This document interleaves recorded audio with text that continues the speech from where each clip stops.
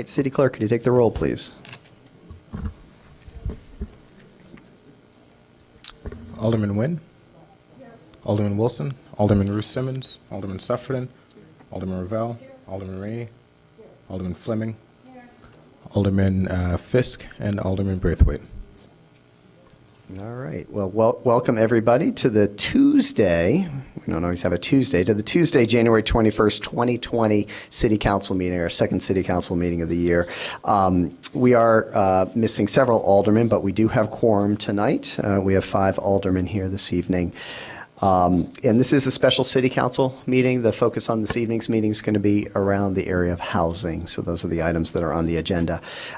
In terms of comments, I just have a couple really quick announcements. One, I want to thank the city staff, the faith community, and everybody that celebrated Martin Luther King this past weekend. There were lots of celebrations all around this community. I want to thank the folks at First United Methodist Church, where Dr. King spoke in 1963 when he was here in Evanston, right at the corner of Church and Hinman. And they had the Walk for Warmth yesterday, which was the first time they've done that, which was a 2-mile walk to bring attention to homelessness, which is something we're talking about this evening, and hunger. And they raised over $20,000. So congratulations to everybody there. For the first one, I mean, literally they had like 275 folks that walked, including several aldermen up here.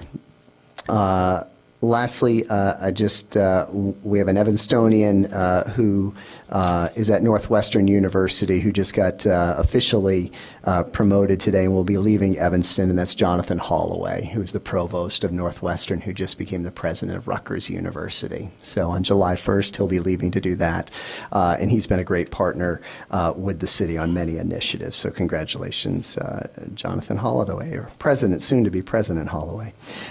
With that, City Manager, you have any announcements? No announcements, thank you. City Clerk?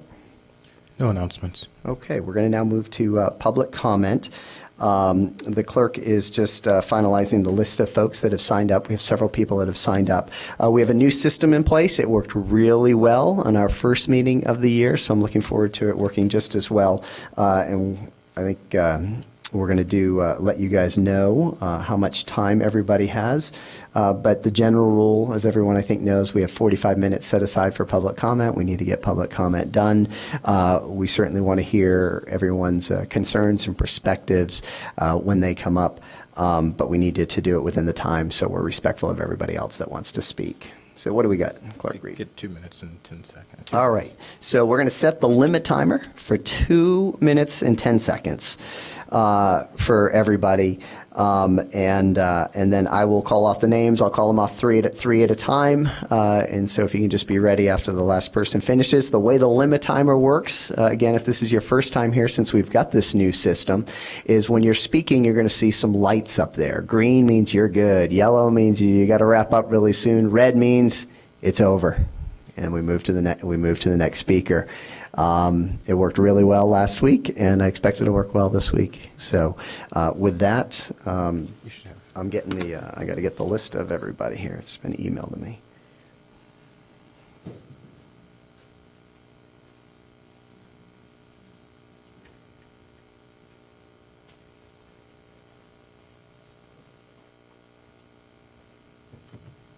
If you want me to call off the first few names, I can do that.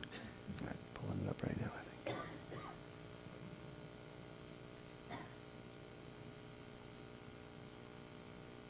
All right. Rosemary. Yeah. Okay. So the first speaker is going to be Rosemary Wilson Banks, if you want to come on up. And again, you'll have 2 minutes and 10 seconds. And then we got Mike Vasilko, and then Harris Miller, and then Eric Passett. I apologize if I'm mispronouncing anyone's name. All right.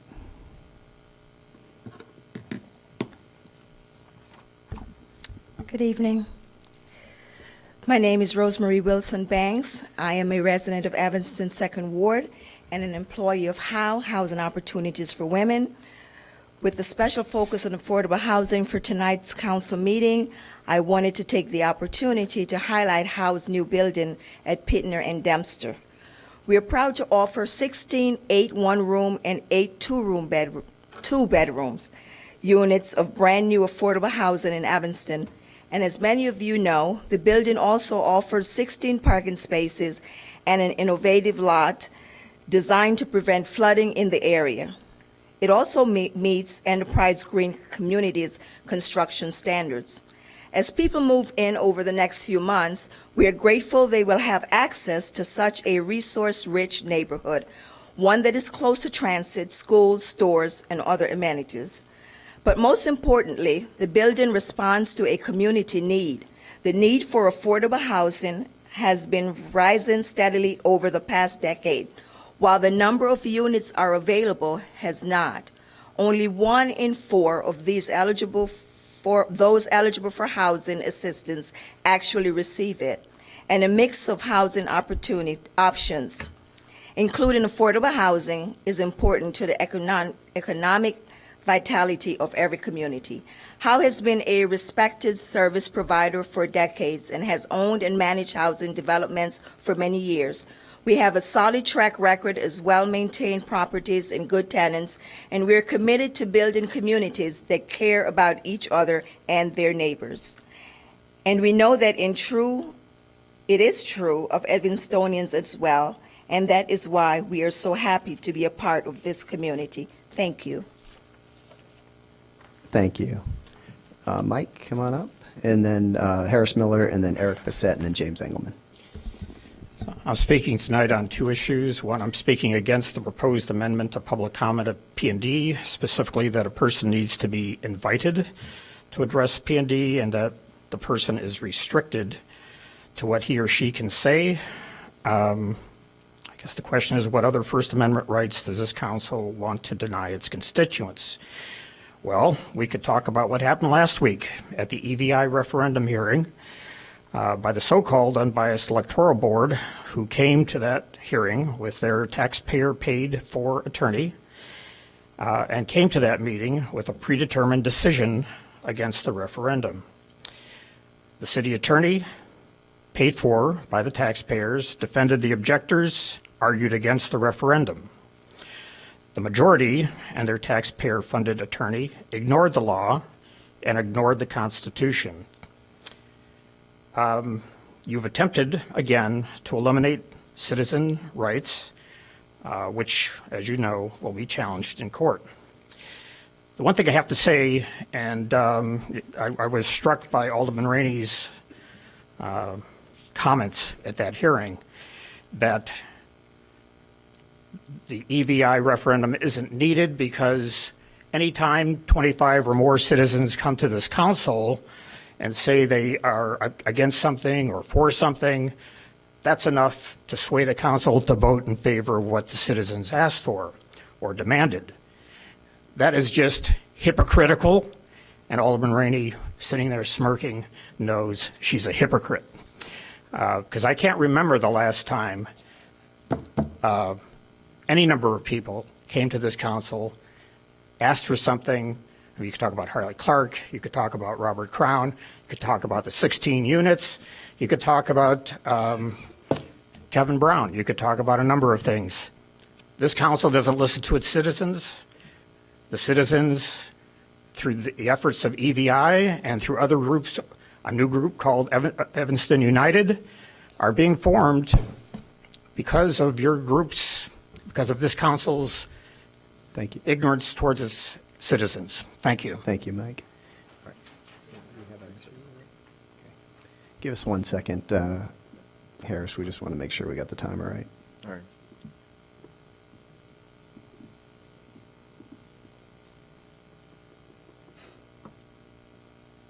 Okay. All right, Harris, welcome. You get 2 minutes and 10 seconds. Okay. Thank you. Okay, my name is Harris Miller, and I'm from the 4th Ward. About affordable housing. So we need to build more affordable housing for all income levels who are both owners and renters, which is pretty obvious in our community. Developers should be required to build affordable housing rather than pay in lieu of. When you look at developers, always look for ones who could build affordable homes, not just Joe Blow who will build a $1 million condo or a $1,300 or more per month apartment. I can't think of many people who could afford something more than $1,300 or more a month in our community and outside of Evanston who are just starting out. Please keep in mind that wages are still very stagnant despite the steep rent increases and taxes. Us average folks want to stay in our hometown because we either grew up here or we fell in love with this wonderful city and community. Finally, let's make Evanston as affordable and equitable as possible for current and future Evanstonians. Thank you. Thank you, Harris. James Engelman's next, then Clifford Capone, then Tina Payton. Let's see. I'm sorry. Oh, Eric, you're right. Eric, I'll put you after James, okay? I'm sorry. Okay. Hi, my name is James Engelman, and I'd like to talk about the snow plowing on Simpson Street. From yesterday, I found out because I live with disabled people who who have wheelchairs, and one of them came up to my door and told me that he had a problem because the cuts, the curves are not plowed, and half of the sidewalks are not shoveled, and he had a hard time going over the snow by the corner of the streets. And he told me he had to wheel on the street because he couldn't go on the sidewalk because of the snow near the curb. Thank you very much. Thank you, James. I know the city manager has been and the city staff dealing with certainly the snow, and it's a good reminder of all of us, including the city, to do the job we need to do, and for residents to do the job that they need to do. This was compounded because it warmed up and then it got really, really cold, and so we've got a lot of ice out there. So, Eric, come on up, Eric. Eric Bissett, then Tina Payton, then Carla Sutton. So I'm Eric Bissett, and I'm owner of North Shore Apartments and Condos and also a citizen of the 4th Ward. The reason I'm coming tonight, and this probably would have been better if I realized it was a regular city council meeting rather than for housing, but it also pertains to that. My time hasn't gone down, but I'll keep it short.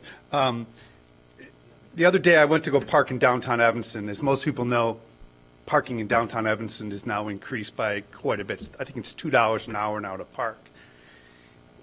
And just like everything else, if we're trying to attract more people to live in Evanston, more affordable housing, whatever you want to call it, every time we turn around, costs to live in Evanston are going up. I work out in downtown Evanston. Where would you rather go? Work out in downtown Evanston or go to Rogers Park where it's free to park? And as I brought up maybe 6 or 7 months ago when they were doing the reassessments of the building's valuation, we talked about that, retail space could become very vacant. Well, right now, I went by downtown Evanston, I'm sure most people know, it's about 40% vacant now. And that's before the new assessments go into effect. Come July, landlords like myself are going to be hit with a huge tax bill. We don't know how much yet. Could be 20%, could be 10%. How many more storefronts are going to go vacant because of that? How many more apartments have become vacant because we have to raise rents? And it's just, every time, that was something we could have controlled. How much we raised, look at Old Orchard Mall, and they don't even charge for parking. And look how empty it is. And we charge for parking, and look how many storefronts are vacant. So I think I'll bring this up at a different meeting, but it really concerns me. So, enough said. Thank you, Eric. Clifford, do we have Clifford Capone? And then we've got Tina Payton, then Carla Sutton, then Naomi Love. Hi. Good evening. My name is Clifford Capone. I reside at 2729 Sheridan Road. Mr. Ravel is my alderman, so thank you. In the last 2 years alone, we've clearly seen how climate change is making the Earth a hostile place to live. The California Camp Fire, the Napa fires, the Brazil rainforest lost 7 million acres last year. Australia continues to burn as I speak, where fire has consumed over 15 million acres of land. France experienced a life-threatening temperatures in July that topped 107, and temperatures in the Arctic soared into the 80s last summer. So the question begs, so what can we do about it? I believe that we can start acting responsibly and act local by an outright ban on gas-powered leaf blowers effective immediately. On any given day, these air and noise polluting beasts are the scourge of our community, a health hazard to all, and they're contributing in a big way to the warming of our planet. On any given day in Evanston, you can hear the incessant roar and smell and the belching of these insidious machines. Gas-powered leaf blowers are obnoxious and the bane of suburbia. They represent a dangerous combination of air and noise pollution, and I've seen them right next to schools over on Orrington during the middle of the day where children are outside. I think it's insane, and I think it's irresponsible. It has to stop. I think we have to do our civic duty and demand that this ordinance is enforced. So the city of the city of Evanston has a ban, of course, as you all know, on these chokers, but it's not enough. And it's created an ordinance that you can't enforce. No one's enforcing it that I can see, and I've called, and my neighbors, I believe some of them have. I've joined a group, thanks to Eleanor, that has turned me on to some folks here in town that are passionate about this like I am. But it makes no sense to have an ordinance if it's not being enforced. It's completely ineffective and useless. So while I'm confident that every landscaper in Evanston knows about the ordinance, I'm not confident in the least that any homeowners are. I'm not aware of anybody in my neighborhood who's complying with the ban. So why would any landscaper do this, right? And I realize I'm going to run out of time here, but Hey. is that it for me? That's the 2 minutes. Thank you, though. I think you got your message across. So thank you. All right, Tina, and then Carla Sutton, and Naomi Love, then Mary Rosinski.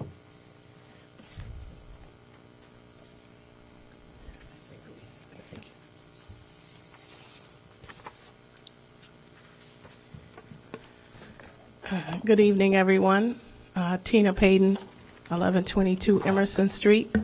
This is a follow-up from my discussion last week about my code violation for the bush. I'd like to read the response that I received from the city inspector. Good afternoon, Ms. Payton. Thank you for your email regarding the encroachment at the property at 1122 Emerson Street. This was not a targeted inspection. We responded to a complaint, and the inspector agreed that the bushes are in violation and encroach the public way. The ordinance is clear. Bushes and plantings must not encroach on the public way. While we understand your concern about trimming the bushes in the winter, this is actually the best time to trim them. While the bushes are dormant, it is a perfect time to trim the plantings. The inspector will conduct a compliance inspection tomorrow as scheduled. If the bushes are not trimmed, you will receive a second notice providing additional time to trim the plantings. It is at that compliance inspection that you could receive notice to appear at an administrative hearing if the violation is not corrected. Evanston has a large pedestrian population, and we are confident you share our concerns about safety and people utilizing the sidewalks. Once again, this is harassment. All the code violations in the city of Evanston, and you're talking about trimming my bush in the wintertime. I have lived at this property for almost 50 years. And this bush is probably older than I am. And it means that the city of Evanston, there's only 3 inspectors in the whole city of Evanston, and you couldn't find anything else to say except that I need to trim my bushes. What about sidewalk cafes? You have chairs and tables all over the sidewalk. Nobody says anything about that. I suggest you get your checkbook ready because I'm about to get my lawyer. Thank you, Tina. Carla Sutton, Naomi Love, Mary Rosinski, and then Bonnie Wilson. Good evening. Carla Sutton, 1821 Darrell Avenue, 5th Ward. Good evening, Mayor Hackerty, Clerk Reed, Acting Manager Storley, and members, aldermen and alderwomen. I speak in favor of acceptance and placement of SB 1 and SB 2. Any proposal that addresses the shortage of available affordable housing in Evanston is commendable. I also have two concerns. One, about the aggressive double standard incompetent exercise by the property inspectors and supervisors. The enforcement borders on harassment, intimidation, and reflects a double standard and disrespect of residents in the 2nd and 5th Ward. The law of notice to landlords is often not practiced before issuing vague violations. How can you expect us to follow the law when you don't follow the law? There is an inequitable practice that is documented historically about how the inspectors work their magic in expediting gentrification in our community. I also want to know that this last snow we had is sometimes referred to as the heart attack fall, okay? There are several elderly people in my driveway, and I want to commend the young man who stood up and mentioned that. It took us 3 hours to clear our driveways after the snow plowed us in. If you can't lift the plow in front of elderly people's driveways, I prefer you go and push the snow somewhere else, like on City Hall property.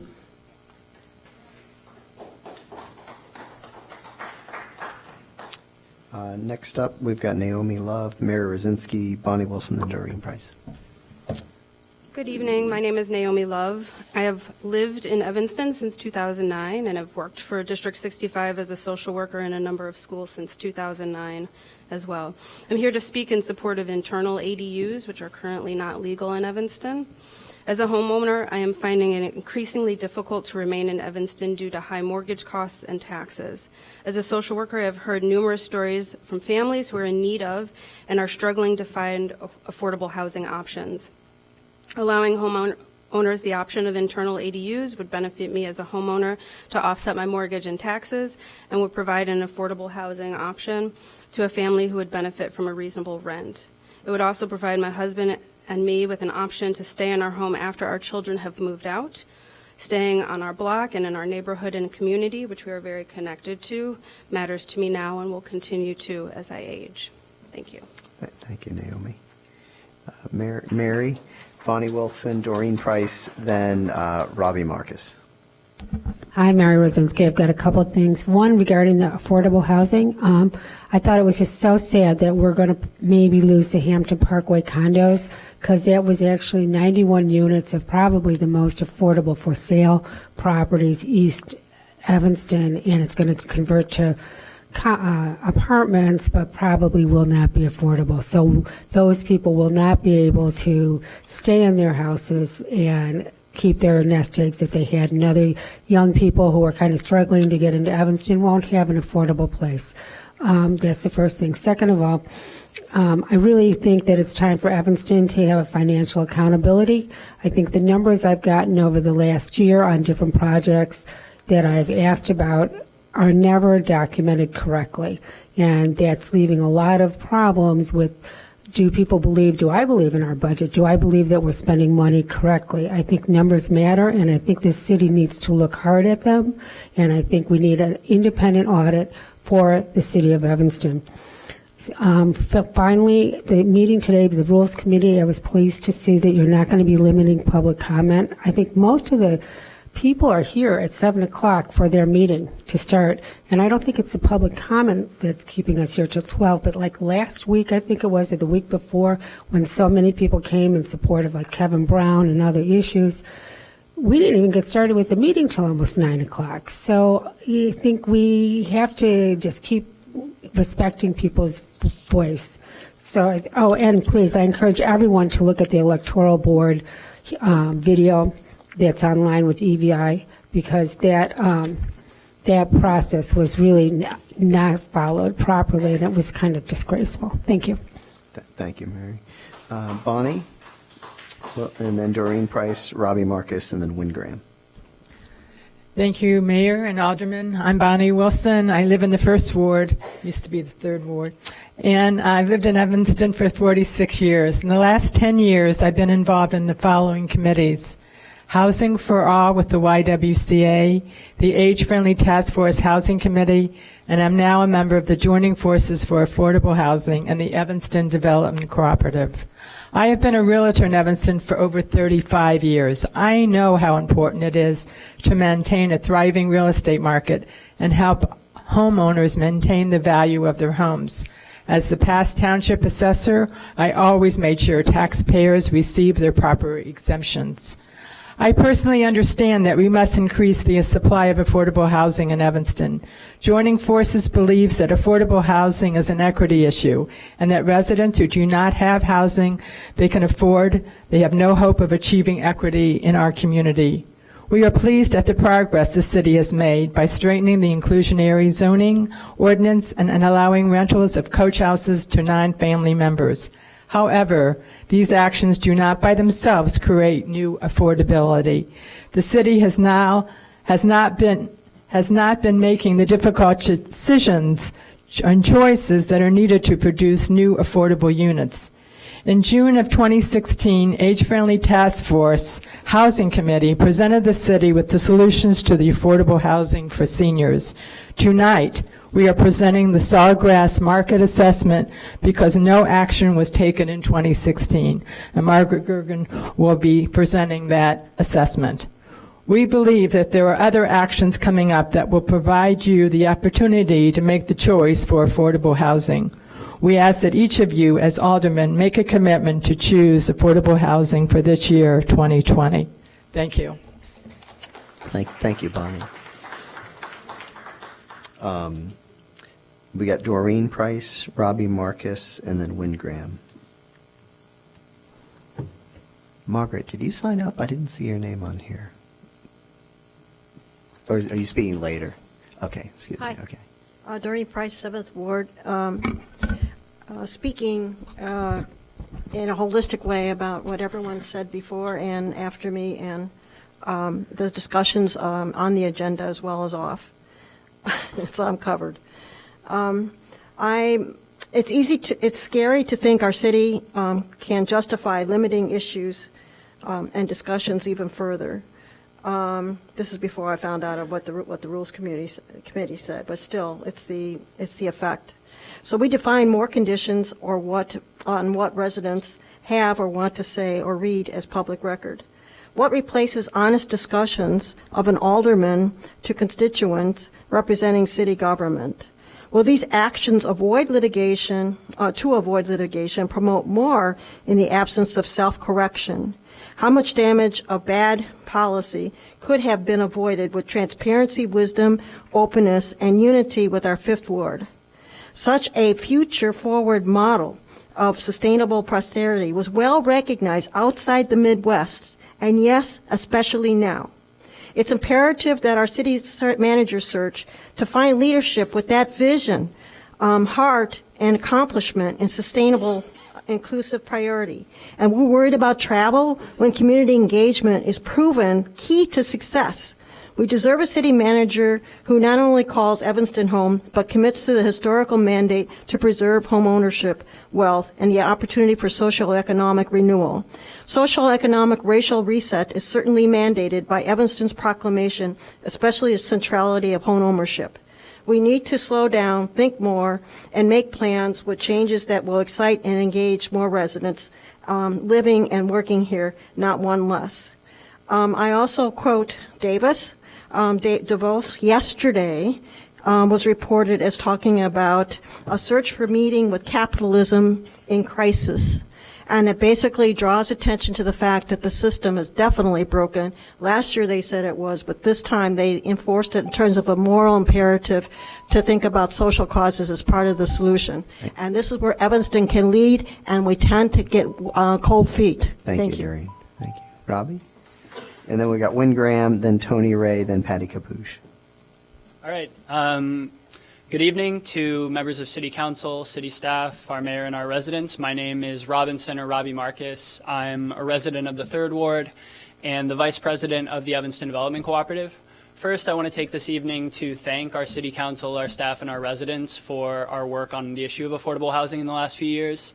I think especially when considering the ADU ordinance we passed this past Monday and comparing that to the ordinance that is just starting to move through the city of Chicago to legalize ADUs, I can't help but feel that Evanston is becoming a leader in the Chicagoland area on affordable housing policy. Thank you.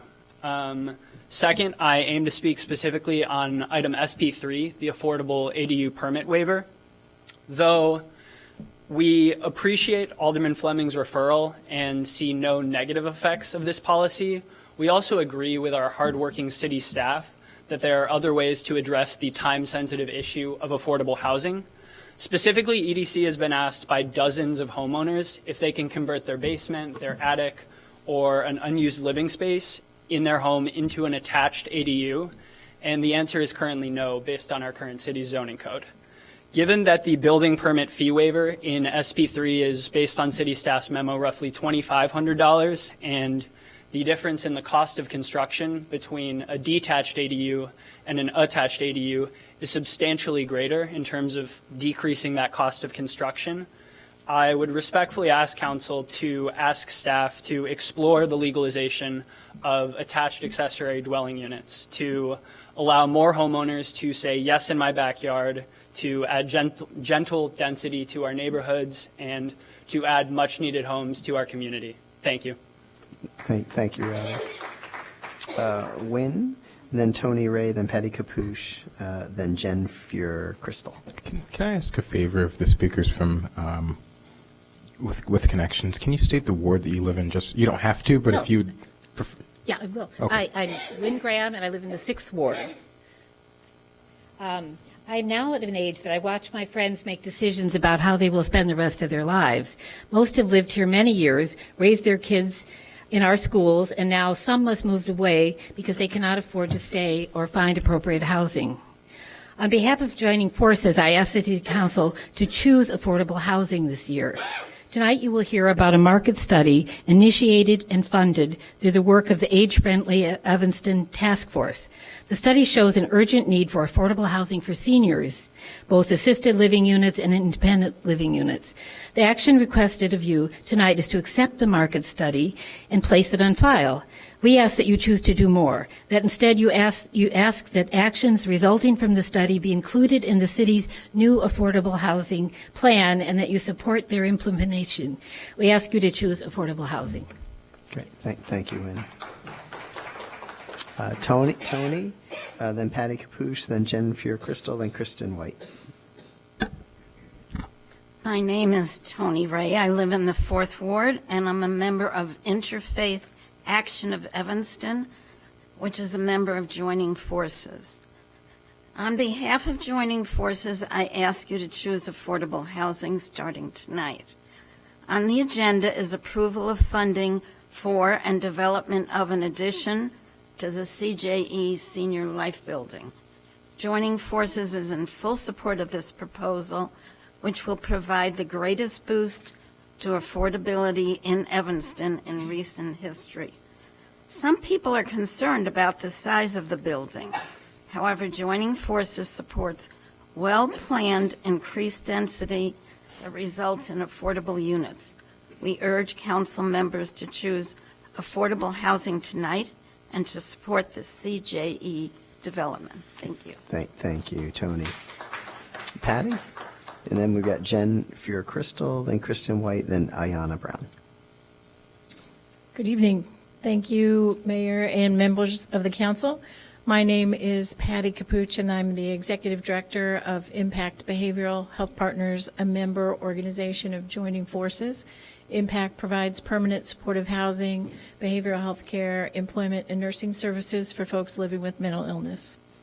On behalf of Joining Forces, I ask that the City Council choose affordable housing, starting tonight by asking staff to develop proposals for the ideas related to coach houses included in your packet this evening. One of those ideas is to allow internal or attached ADUs, and the other is to allow 2 ADUs per single-family property. While we also support the waiver of building permit fees for coach houses and ADUs that will be priced to be affordable, we know that it will take city resources to implement this change. Given that resources are tight, we feel that postponing the decision on permit fees would be reasonable, especially if the city can instead work on creating a more comprehensive, affordable coach house solution more than the fee waiver can do by itself. We thank the city for choosing last week to remove the height restriction, which would have required an ADU to be shorter than the primary residential structure. We ask that you continue to ask for substantial and significant ways to create a solution to make ADUs affordable. ADUs are something that Impact has been considering as a way to house our low-income, vulnerable populations. Please choose affordable housing. Thank you. Thank you, Patty. Jen, come on up here with those two cute daughters of yours that are up late tonight. Thank you so much. Good evening, everyone. My name is Jen Foyer Crystal, and I live in the 5th Ward and work at Connections for the Homeless.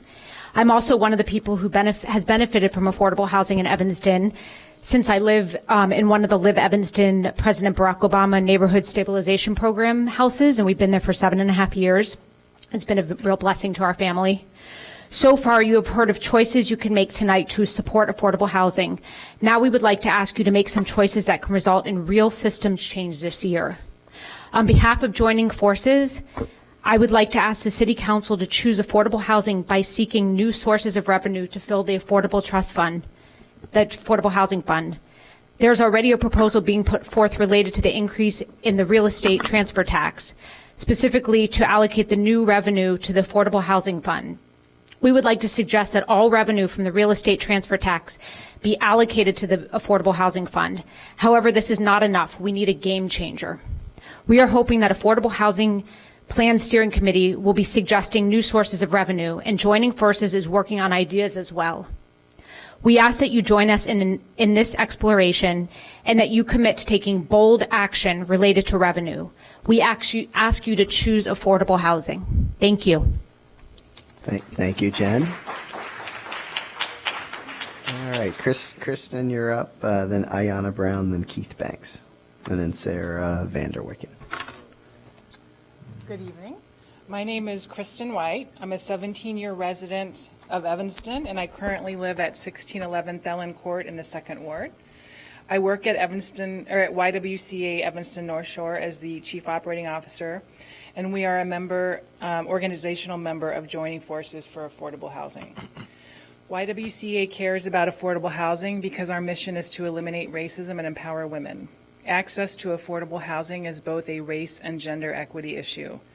Many of the 115 individuals we employ cannot afford to live in the town in which they work, though they would like to do so.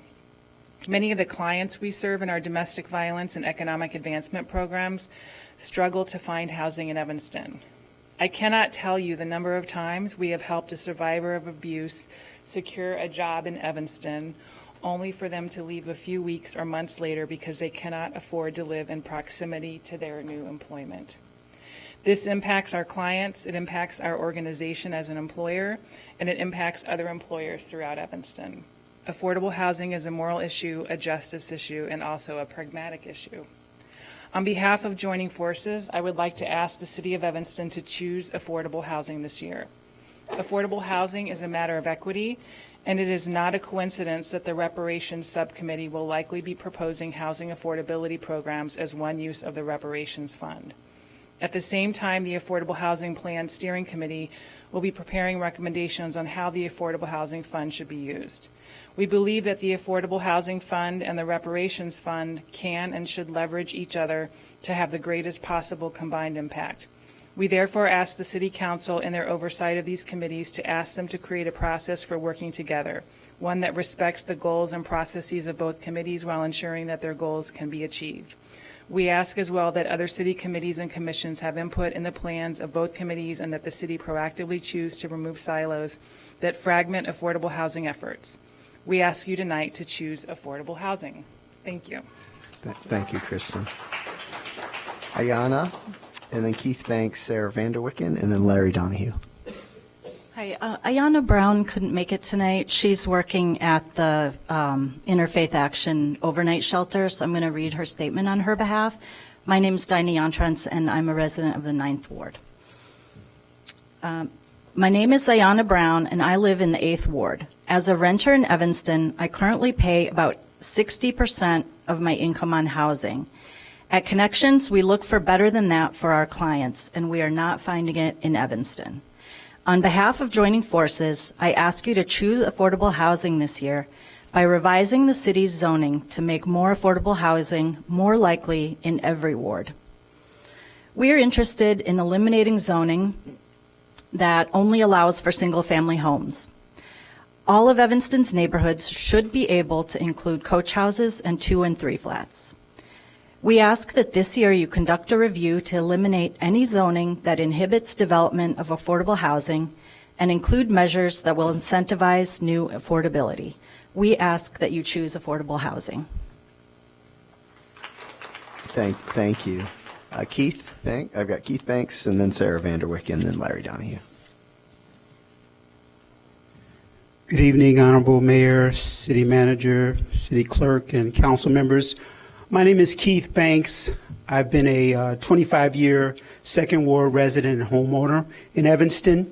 I'm also the Executive Director for the Reba Place Development Corporation, RPDC, who over the last 20 years has developed over 60 affordable housing units ranging from affordable rentals to cooperatives to condominiums in partnership with the city and various different participating jurisdictions, city, states, federal governments. So I know that the city has a heart for affordable housing, and I thank you for that.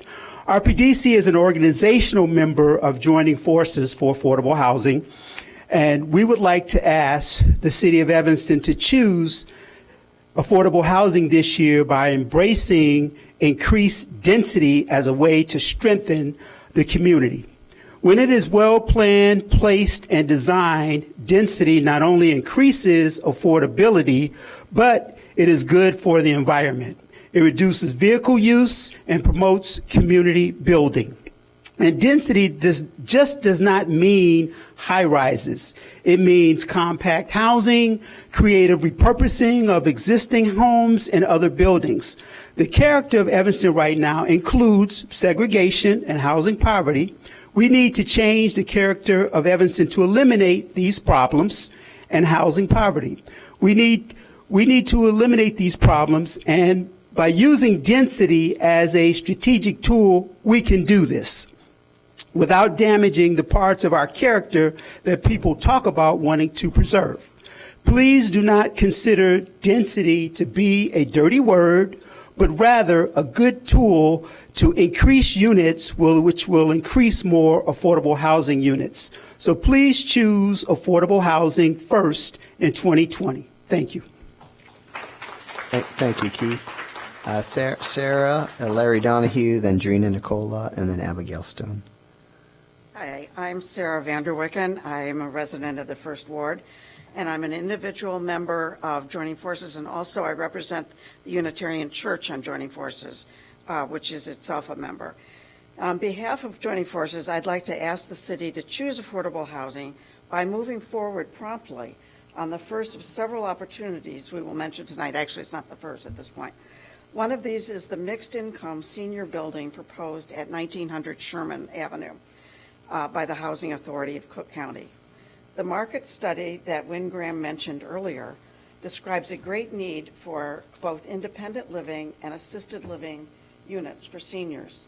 We will not meet this need without change, and change that includes increased density, especially near public transportation and areas rich in amenities, both of which are true of this space at 1900. We support the size of building originally proposed by HACC for this site, and in fact, would support an even taller building, particularly if it could allow more affordable units for lower income residents.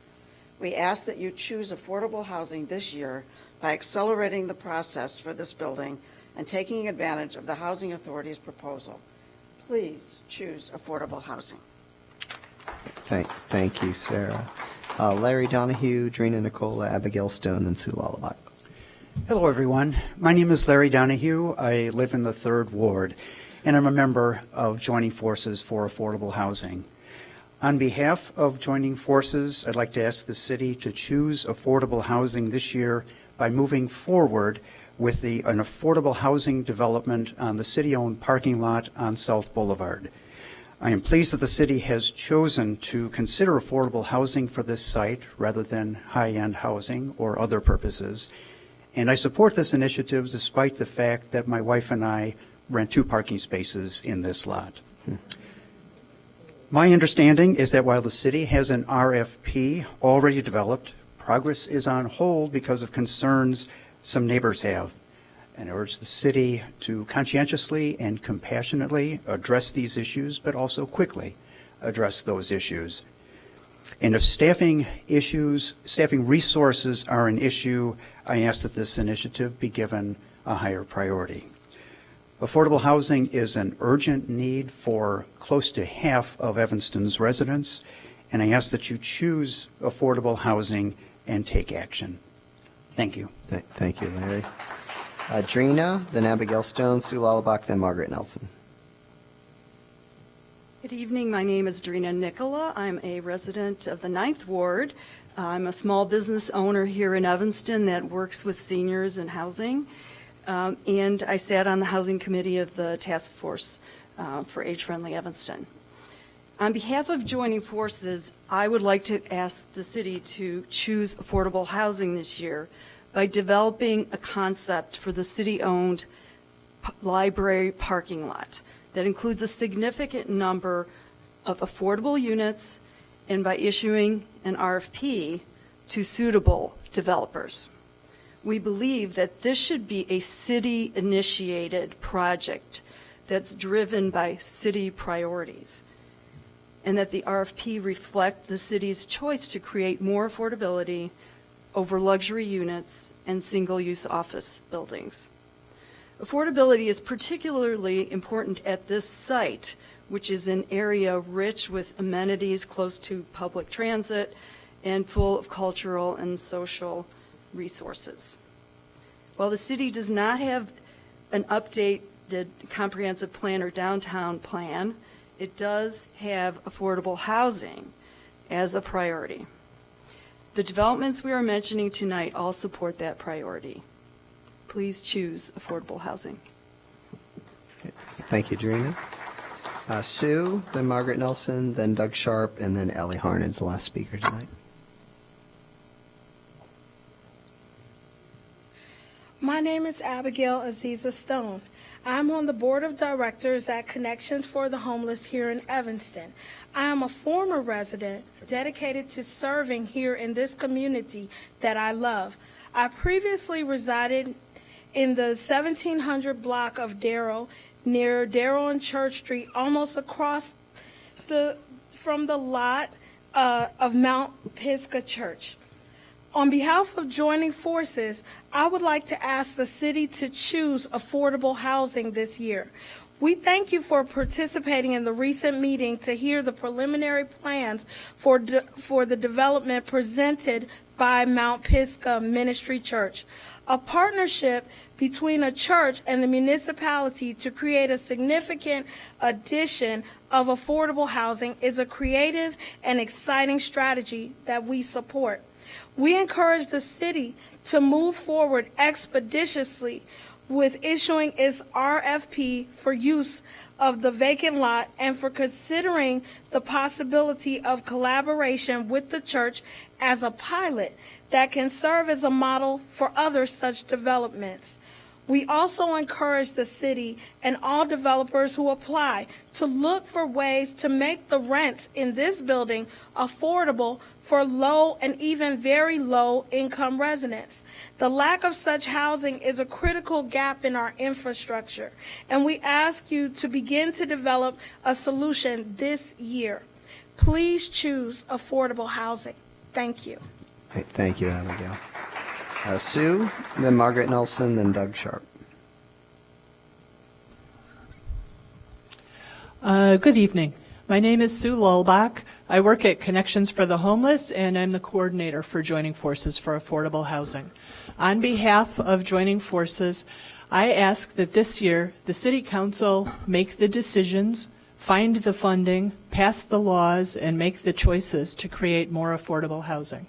We recognize that the Council has already taken important actions, for example, updating and improving the inclusionary housing ordinance, commissioning a new affordable housing plan, and having quarterly council meetings like this one dedicated to affordable housing. We very much appreciate that. And last year, you passed reparations. You were the first in the country to do this. It was a bold and brave step. We ask that in 2020, you build on this step to lay a foundation for equity in the community. Without more affordable housing, equity for low-income people in our community will not be possible with or without reparations. The choices you will need to make will not be easy, and affordable housing will not always be the popular choice. It will mean change in neighborhoods and in neighbors. It will require changes in attitudes. It will require changes in how the city spends money. We need you to be the leaders in these changes. And tonight, we have highlighted many ways you can do so. We need affordable housing to be more than an item on the list of priorities. We need you to choose affordable housing, and we need you to choose it over choices that are not affordable housing. Thank you. Thank you, Sue. Margaret Nelson, come on up, Margaret. Then we've got Doug Sharp, then Allie Harned.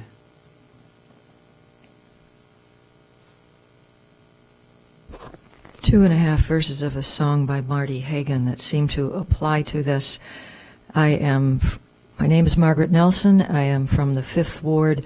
I am a low-income senior in the situation where my landlady has said, gosh, we may be selling the house in a couple of years.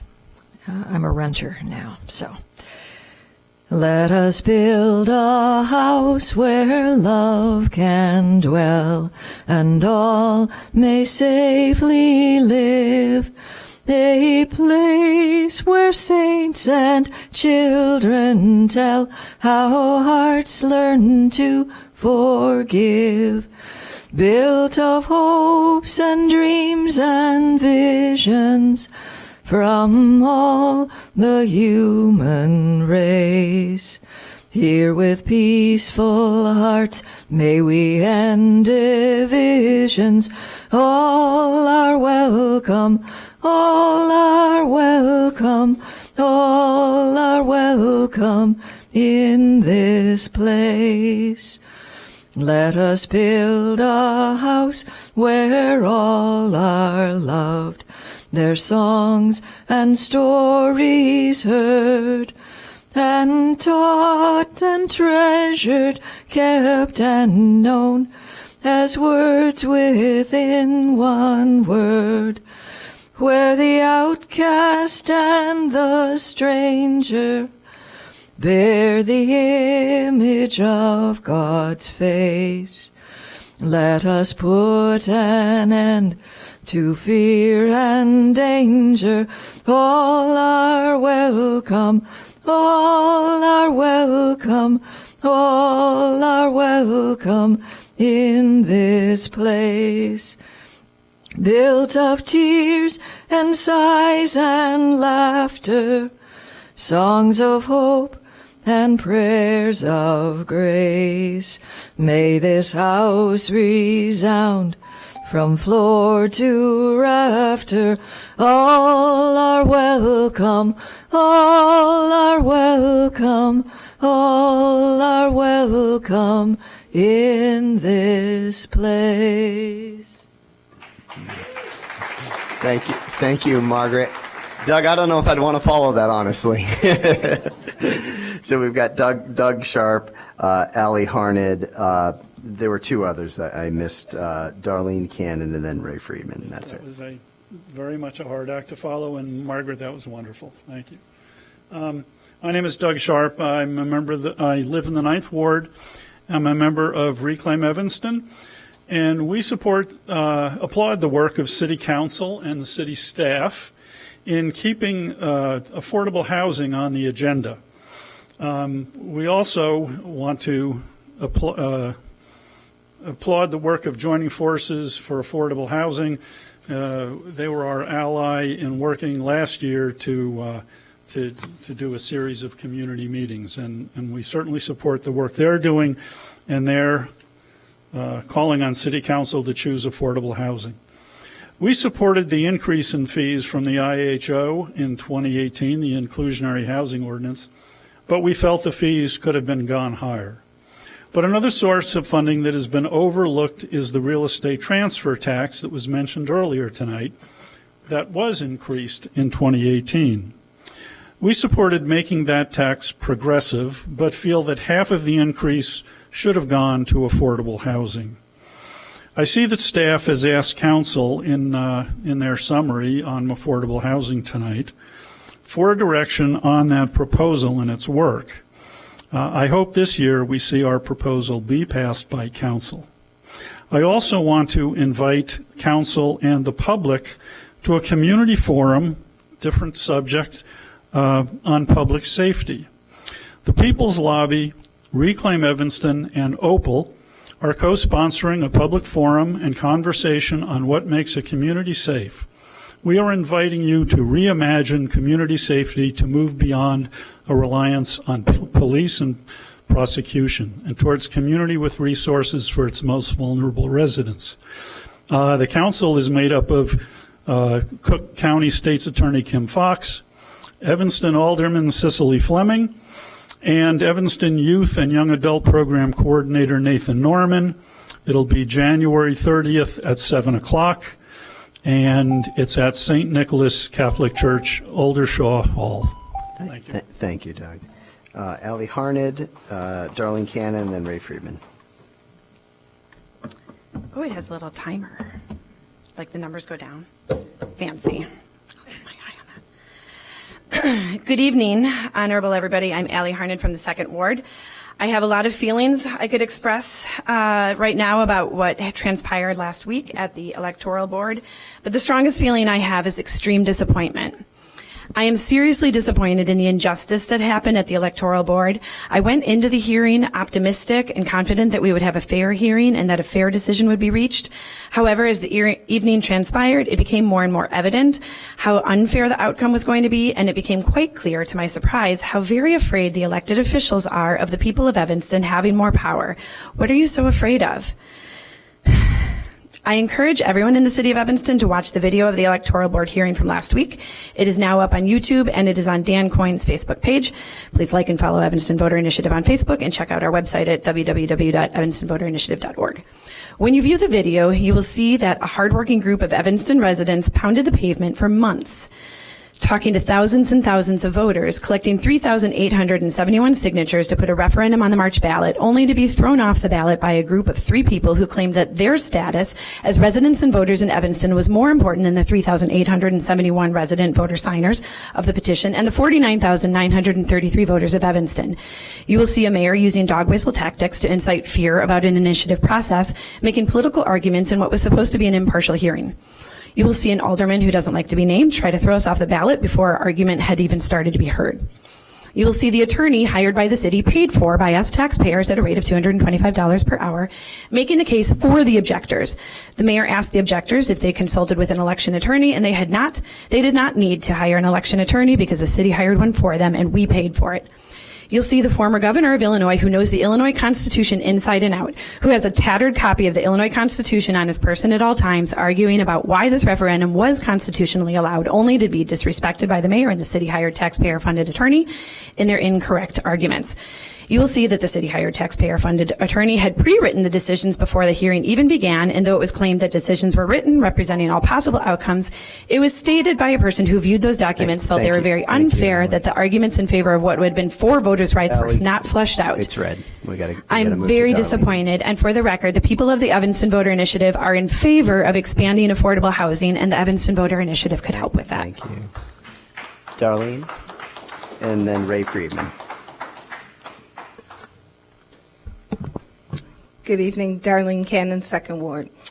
The 16-unit building on Pittner, the building's owners ran shotgun over the residents, yet they professed equity and still placed the building in a predominantly black neighborhood with the help of city staff in a predominantly black and low-income area. Clearly, there was no equity lens in use here. The travesty of the vote in favor of the opposition of EVI was a disgrace and a clear lack of transparency and good government in Evanston. For the electoral board to side against the residents with the objectors that we, the taxpaying citizens, are incapable of reading and comprehending compound sentences is asinine, to put it lightly. We are in dire need of affordable housing that is scattered throughout the city as required by law in true TOD districts, which is not Pittner and Dempster. You make the rules. This is our town, not the developers. As long as we continue to build ice palaces like Robert Crown that only serves the kids of the 1%, we will continue to lose our diversity that you are all claiming to love so much. Lastly, I agree with Tina Payton and Carla Sutton that city employees prey on the black residents and harass us excessively about minor property violation. This tactic has been used for years to intimidate and in many cases force residents out of town. Thank you. Thank you. Thank you. Ray Friedman, you're going to wrap it up for us tonight.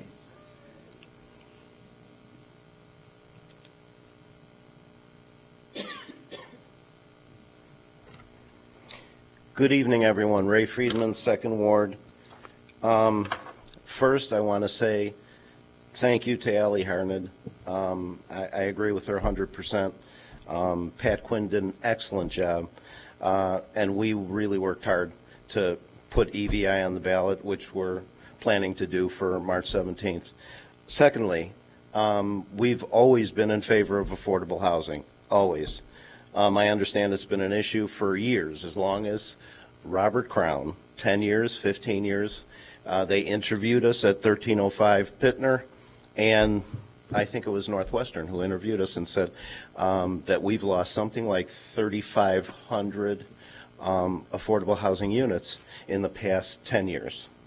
So then my question is, why is it that we keep turning down affordable housing in these big buildings that Albion, which is, 272 units, and they have graciously agreed to give 15 units. They still owe us another 12 units. The 831 Emerson, which was 242 units, we got 0 affordable units. So, as you know, I have an issue with 1305 Pittner, basically because of zoning. It still does not have valid zoning approval. Okay? It needs to be zoned for what it is: permanent supportive housing for people with disabilities. They need to advertise it for what it is, for what they applied for, to the state of Illinois. We have all the documents for it. Okay? We, the taxpayers, paid $5.5 million for that building, which they're advertising as affordable housing. Affordable housing is a blanket statement, covers a lot of territory. Okay, that particular building is PSH, permanent supportive housing. Okay, for people with disabilities only. All right, they need to stop advertising it as something that it's not. Okay, and I don't know why we can't get a valid zoning approval on that. Last. Thank you, Ray. We're up. We need to have some dialogue. Thank you. Thank you. All right. Thank you, everybody, for coming out and this evening and speaking passionately about affordable housing and other issues. We're now going to turn to the agenda for the evening, which is special orders of business. SP1 is the Affordable Housing Work Plan progress to date, and this memorandum and summary were provided to the City Council in their packet as an update on the projects and housing options in Evanston that have been undertaken since the Affordable Housing Update on September 16th, 2019. So that was the last time we had a meeting. Staff requested to be accepted and placed on file. Is there a motion? Is there a second? Okay, so we're not going to open it up for any conversation, or at this time, City Manager, I don't know if you wanted staff to present anything. Yes, Sarah Flax is here to give a presentation on the efforts cumulatively and since the last update. Terrific, thank you. Welcome, Sarah. Thank you, Mayor Haggerty, members of the City Council, Clerk Reed, and City Manager Storley. So we're going to use the same format we've used in the past, which is action items and then also activities to date. The whole list at the back has way more activities than I will go through. Action items that are actually separate on the agenda tonight that we'll get to shortly is a presentation of the age-friendly Evanston's market assessment that was mentioned. Consideration of a waiver of building permit fees for coach houses and ADUs that have affordable rents. Consideration of funding for art space preliminary feasibility study. The ordinance for the planned development at 999 to 1015 Howard Street, and then the allocation of funding for that development as well. So those are all separate items. But there's been a lot going on in the last few months, and we're trying to keep these in the categories that we were looking at. So under new housing opportunities, Council, it was mentioned by a number of people, approved the ordinance that amended our ADU code, which offers greater opportunities for that. Allowing ADUs on 2 flats and other residential properties is actually another huge part of that. Also, the RFP for 1805 Church Street was approved by City Council at the last meeting. So those are 2 steps, and small, but nonetheless there. One of the things that was done in the last version of the inclusionary housing ordinance, and also was done in the update to the demolition tax, is we indexed those fees to the CPI. So we have a process that we go through that figures out what they are. So as of now, the Downtown and Research Park District's fee in lieu went up from $175,000 to $178,850, and so on and so on and so on. The CPI increased 2.2%. So we will do that every year. We will we're using the Chicago metropolitan area CPI for all urban consumers. And I don't think anyone wants to hear any more details on the methodology. Anyway, but it's in our ordinances, and we are doing it. On paths to home ownership, and this is, we're trying to break down silos in a lot of different ways, and this is going to have some good examples of that. We are working on another geometry and construction house, and that will be moved to 1824 Emerson Street in the summer, and we're finishing up another one that was moved last year.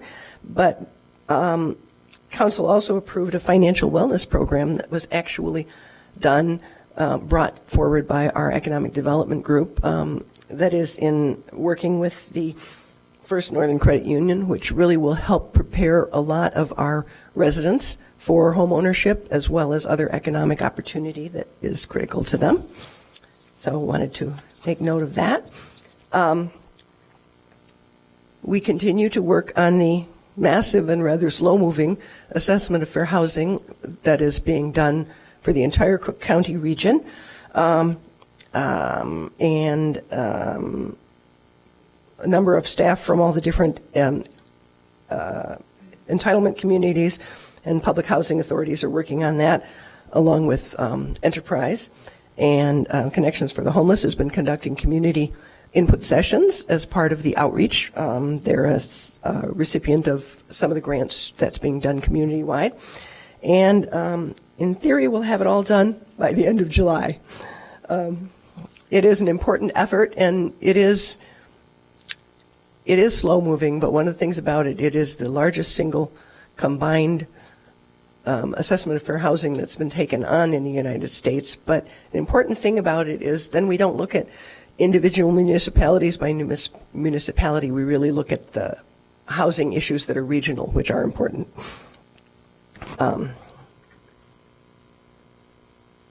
Oops. Nope. Wait. I'm sorry. I should, okay.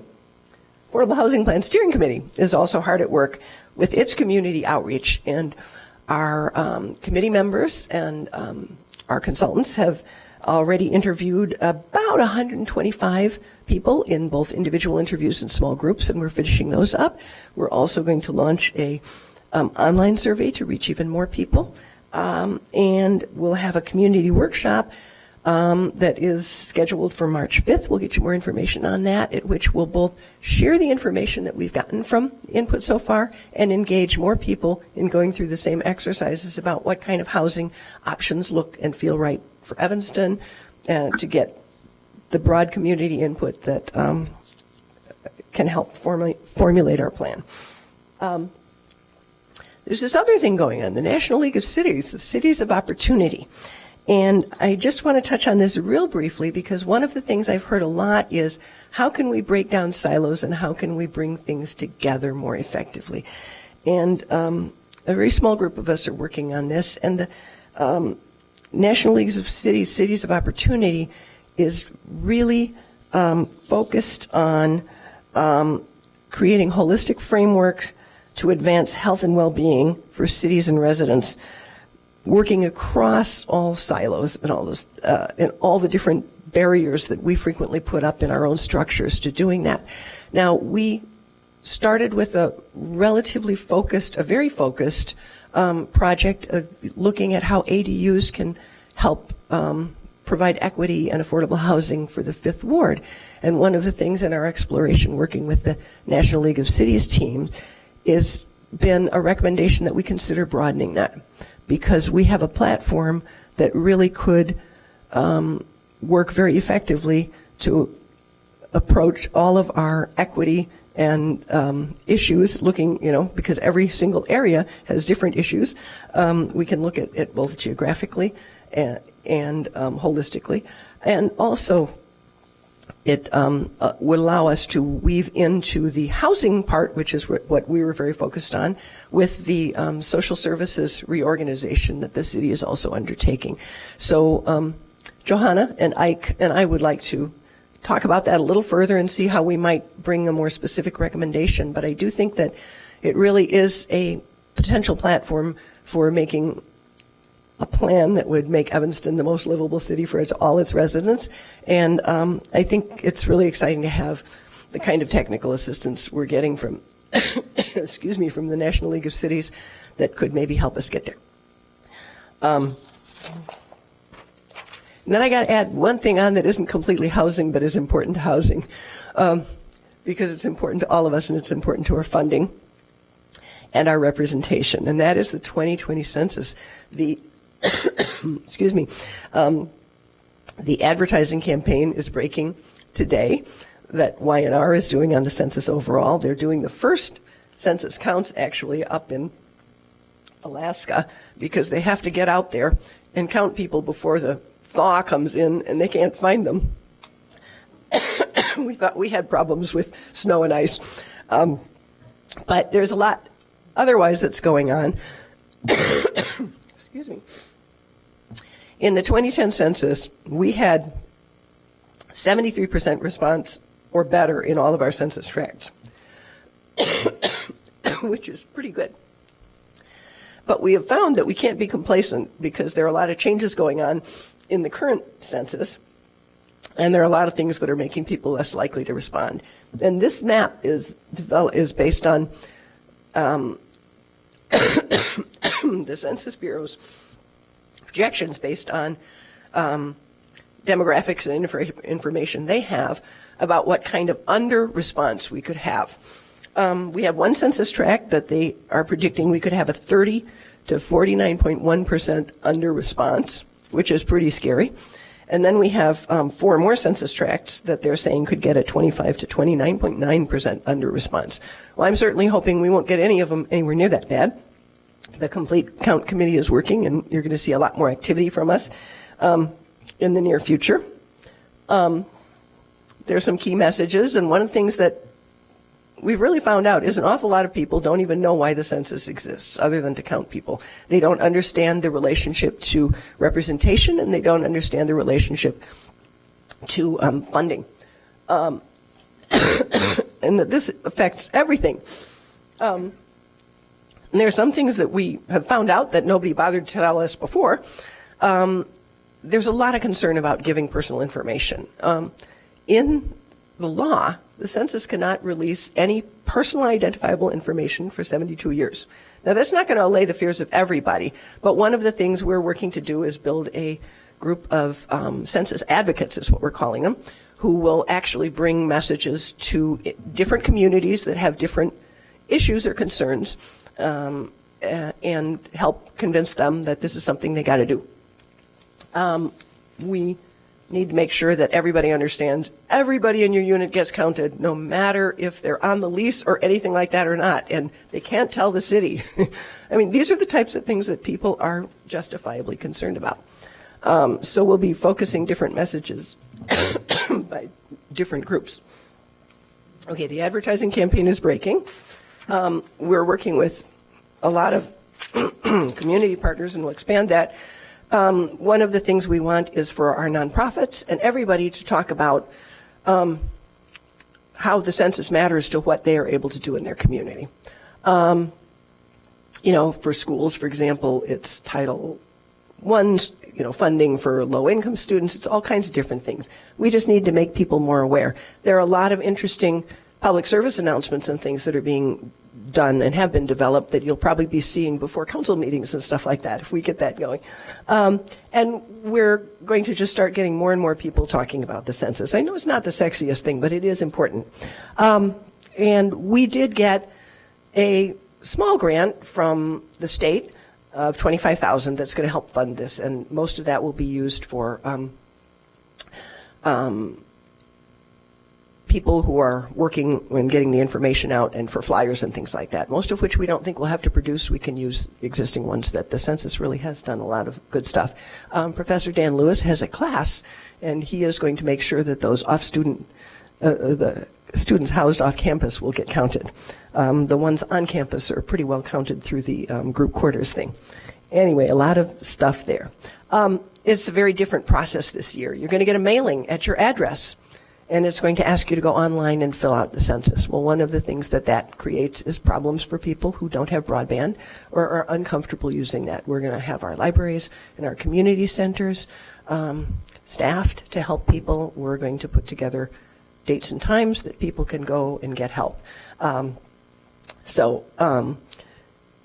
If you don't respond, they'll send you another letter. If you don't respond, they'll send you another letter. And then if you really don't respond, they'll send you an actual physical form that you can fill out. And if you don't respond to that, they'll send an enumerator ultimately to knock on your door. So all of that census tract information, they're telling us they're going to be able to tell us by day what kind of response we're getting so we can respond to the areas that are not responding. We'll see if that'll work. One of the things that we have a lot of rental properties, and we're going to work through our rental registry contacts to ask property managers to put information up by their mailboxes and stuff like that. And then if we do get information on when enumerators are going to be coming, to somehow look to be able to help get enumerators into buildings. That's a thing that can really help prevent people from getting counted. So a lot of different things. So even though it wasn't directly related to affordable housing, it is related to affordable housing. We put up this eye chart of all the different things that have been going on, which I won't go through. It has some of the other things that people were mentioned, but they are in the packet if people want to read it online. And what I'm going to do now is sit down and invite Margaret Gergen of the Age-Friendly Evanston Task Force, the Housing Committee, up for our, well, I should let you vote or whatever you need to do, sorry, but then I'll invite Margaret up. Yeah, so that'll be the next. Thank you, Sarah. And I know you're under the weather, so we appreciate you coming out tonight. So that's a update from staff. I'm now going to open it up for questions or comments from the council. Okay, seeing none, we had a motion that was seconded to accept and place this on file. All in favor? Any opposed? Okay, so on a 5-0 vote, the Affordable Housing Work Plan progress to date is accepted and placed on file. So we're now going to move to SP2. Alderman Nguyen, could you just introduce? Yeah. Oh, I'm sorry, Alderman Rainey. I'm sorry. I just want to make sure that it's accepted as a report, but not as a direction. I'm very concerned about the reference to the real estate transfer tax, because from the very beginning, when I first heard this reference to take some of that money out of the general fund and use it for affordable housing, I've opposed that. And I've tried to make myself very clear to those who've come to me, especially from Reclaim Evanston. I attended the meetings that they asked me to attend and met with them at my house. That the reason I oppose that is because we have a very lucrative affordable housing fund.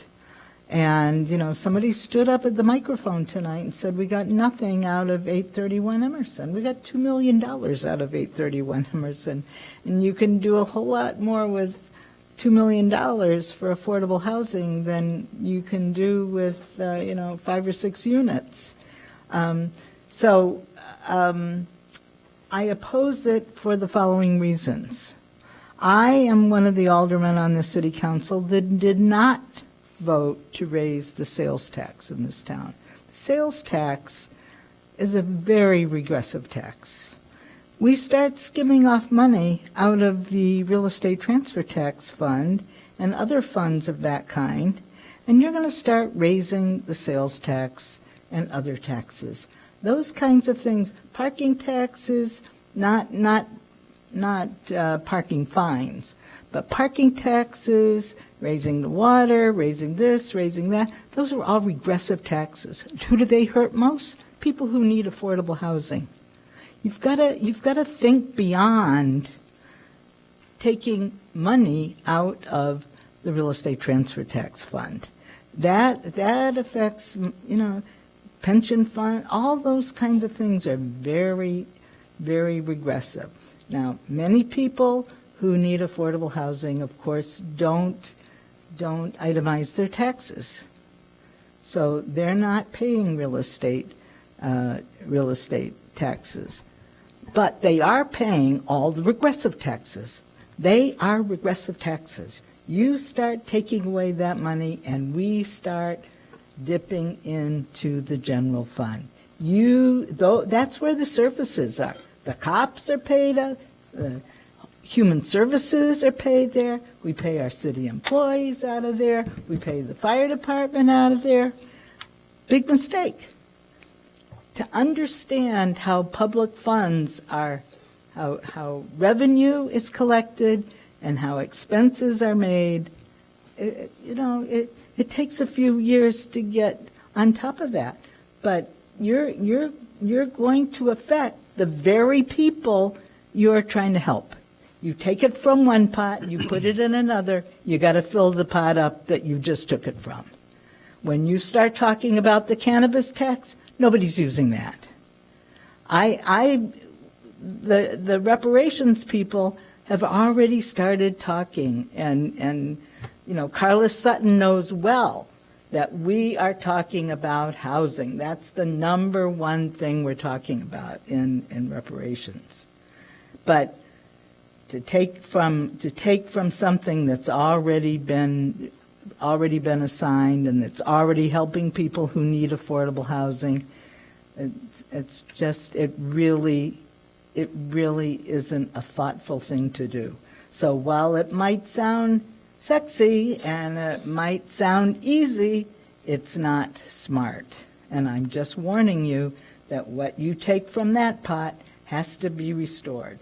So, I'll be voting, if that happens, I'll be voting for this, for an increase in sales tax. I'll be voting for increase in all sorts of things that I wouldn't normally vote for because I am adamant against voting for regressive taxes. Whereas some of my colleagues have. Thank you, Alderman. It was very important to explain why I'm not, because it's a very lucrative fund. We make a lot of money in real estate. And just so everybody's clear, I mean, the report was accepted and placed on file. Particular actions, right, have to come back to this council and would have to be discussed and voted on. Alderman Fleming. I just have a quick question I forgot for Sarah. And you probably don't have this off the top of your hand, but people talk a lot about the developers and when they put in units in their building. And then we don't really, after the building is approved, we don't really talk about that anymore because we don't manage those units. So at some point or somewhere on the website, can we just kind of lay out, and maybe it's there, I haven't looked, if people are interested in applying for those units, where the units are, how much the units rent for, how do you go over to Albion and ask them, those kind of details that I think would be helpful as, except up here we approve buildings to have whatever affordable units, but then we never talk about it again. So I think we don't do ourselves a service to let people know how they can get in those units and what those units rent for, and so on and so forth. So I'm just going to save Sarah's voice. Good evening, Johanna Leonard, Community Development Director. So we've been in touch with Albion, and Community Partners for Affordable Housing is working very vigorously with the Albion 1500 Sherman development. Of their units, I think it's 15 units. 3 of them have already been leased and are occupied by people who were income eligible to reside at those units. So they've been providing flyers and promoting these opportunities as we have also been getting people information on it as well. Great. So I would love just a, more comprehensive update of, we've done past the Albion, but all of the ones, the last several years that we've approved, what they're running for, are they occupied, just that kind of FAQ information for people. Sure, we can add it to our running report on affordable Thank housing.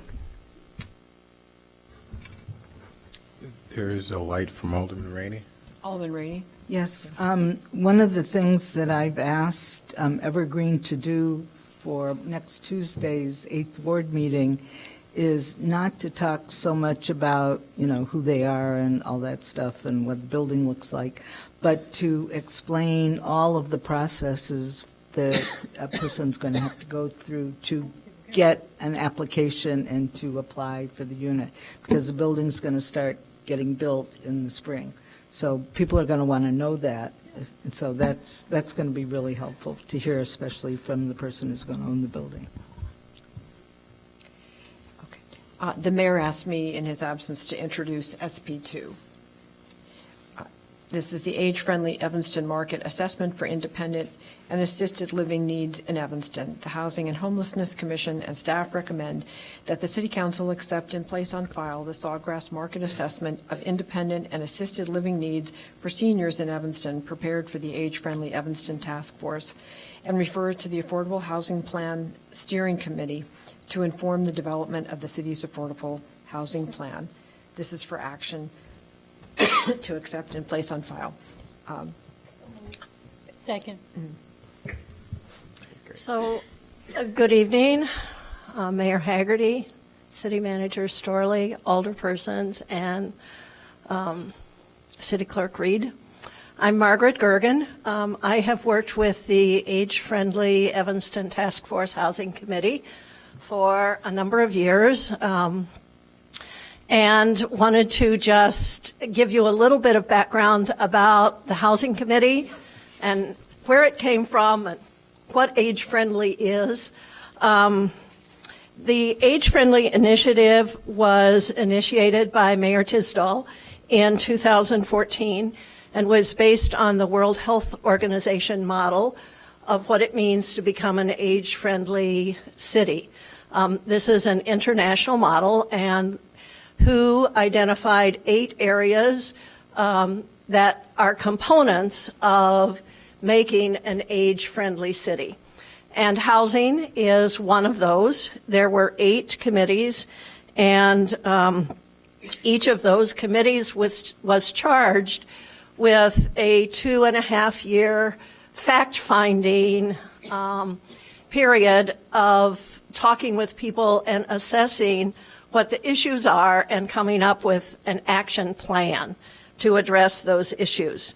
So we spent that 2.5 years doing a number of things, interviewing individuals, conducting community-wide surveys among seniors, conducting focus groups, making site visits to senior housing facilities, assisted living facilities in the Chicagoland area.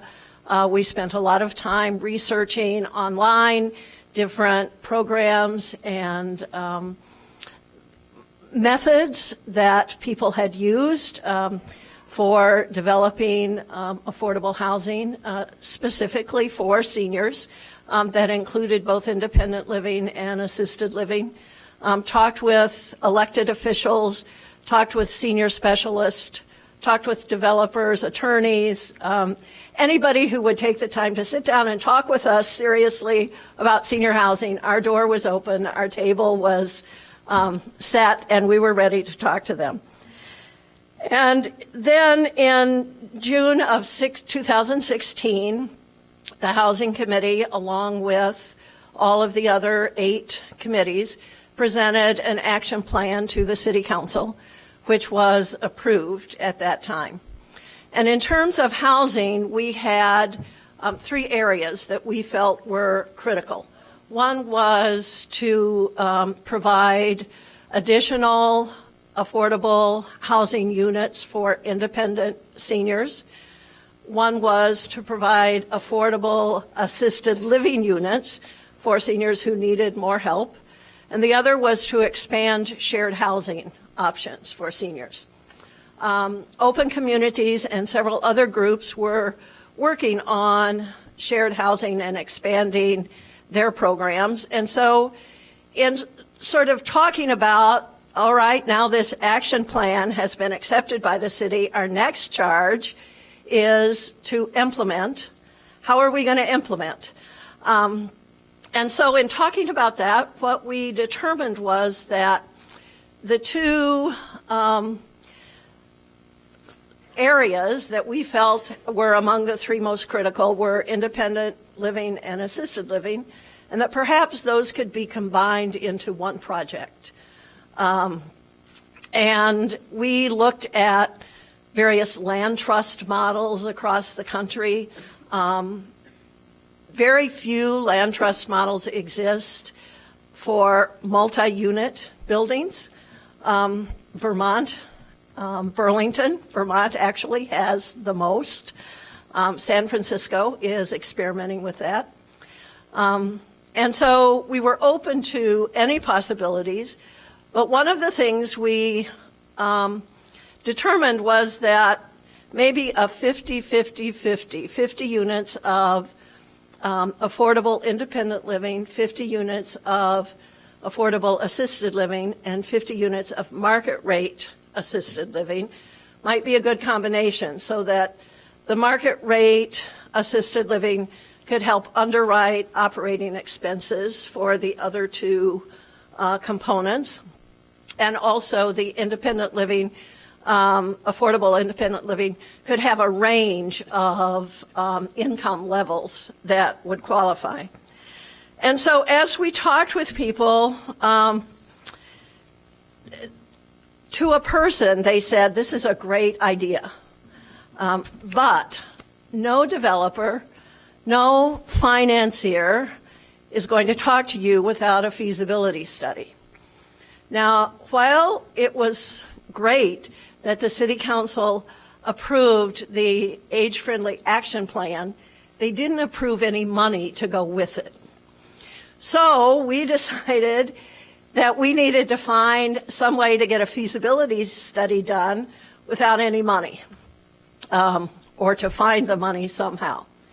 We talked with a number of people who said, well, here are people who could do this study for you.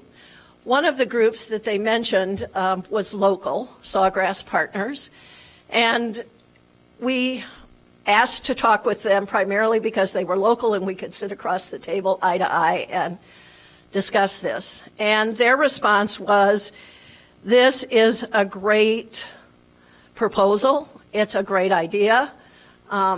We have done work in Evanston with not-for-profits, with other senior communities in Evanston, as well as throughout the North Shore and Chicago and nationally. And because we think this is a good idea and because you don't have a lot of money, we'll do this for what amounted to a significantly reduced fee.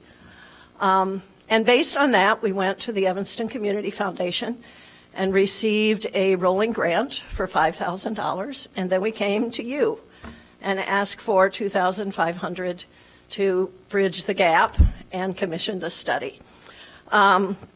Sawgrass submitted the study in May of last year. And since then, we have been in conversation with city staff, with other senior housing developers, other senior housing providers, just to see where it is that we take this study. The study in its entirety is in your packet. A summarized report that we gave to the Evanston Community Foundation is also in the packet. But I just want to talk a little bit about some of the things that we confirmed in reviewing the study, some of the things that were kind of a surprise, and some of the things we learned, and what we see to be our next steps. One of the things that we confirmed is that there is a significant need for affordable housing of any kind for seniors in Evanston. Our initial surveys, many people responded by saying that they were concerned that they would be forced out of Evanston in their retirement simply because they couldn't afford to live here. And those are stories you've all heard before. One of the things that we determined is that the fastest growing segment of the population in Evanston between now and 2024, so in the 5 years from the date of the study, the fastest senior population segment growth will be people between 75 and 84. Typically, this is an age when people who either are living in homes that have become burdensome, downsized, or people who downsized 10 or 15 years ago are ready to downsize again. And so the need for some kind of multi-unit housing that can provide services as well as assisted living increases exponentially. By 2024, approximately 41% of those households 75 and older, and that's 1,550 approximately, will have annual incomes of $40,000 or less, which qualifies them financially for both affordable and assisted living services.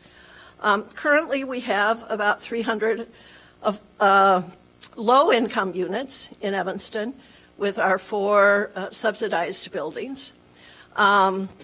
With those affordable units that are on the docket, we can add another 163.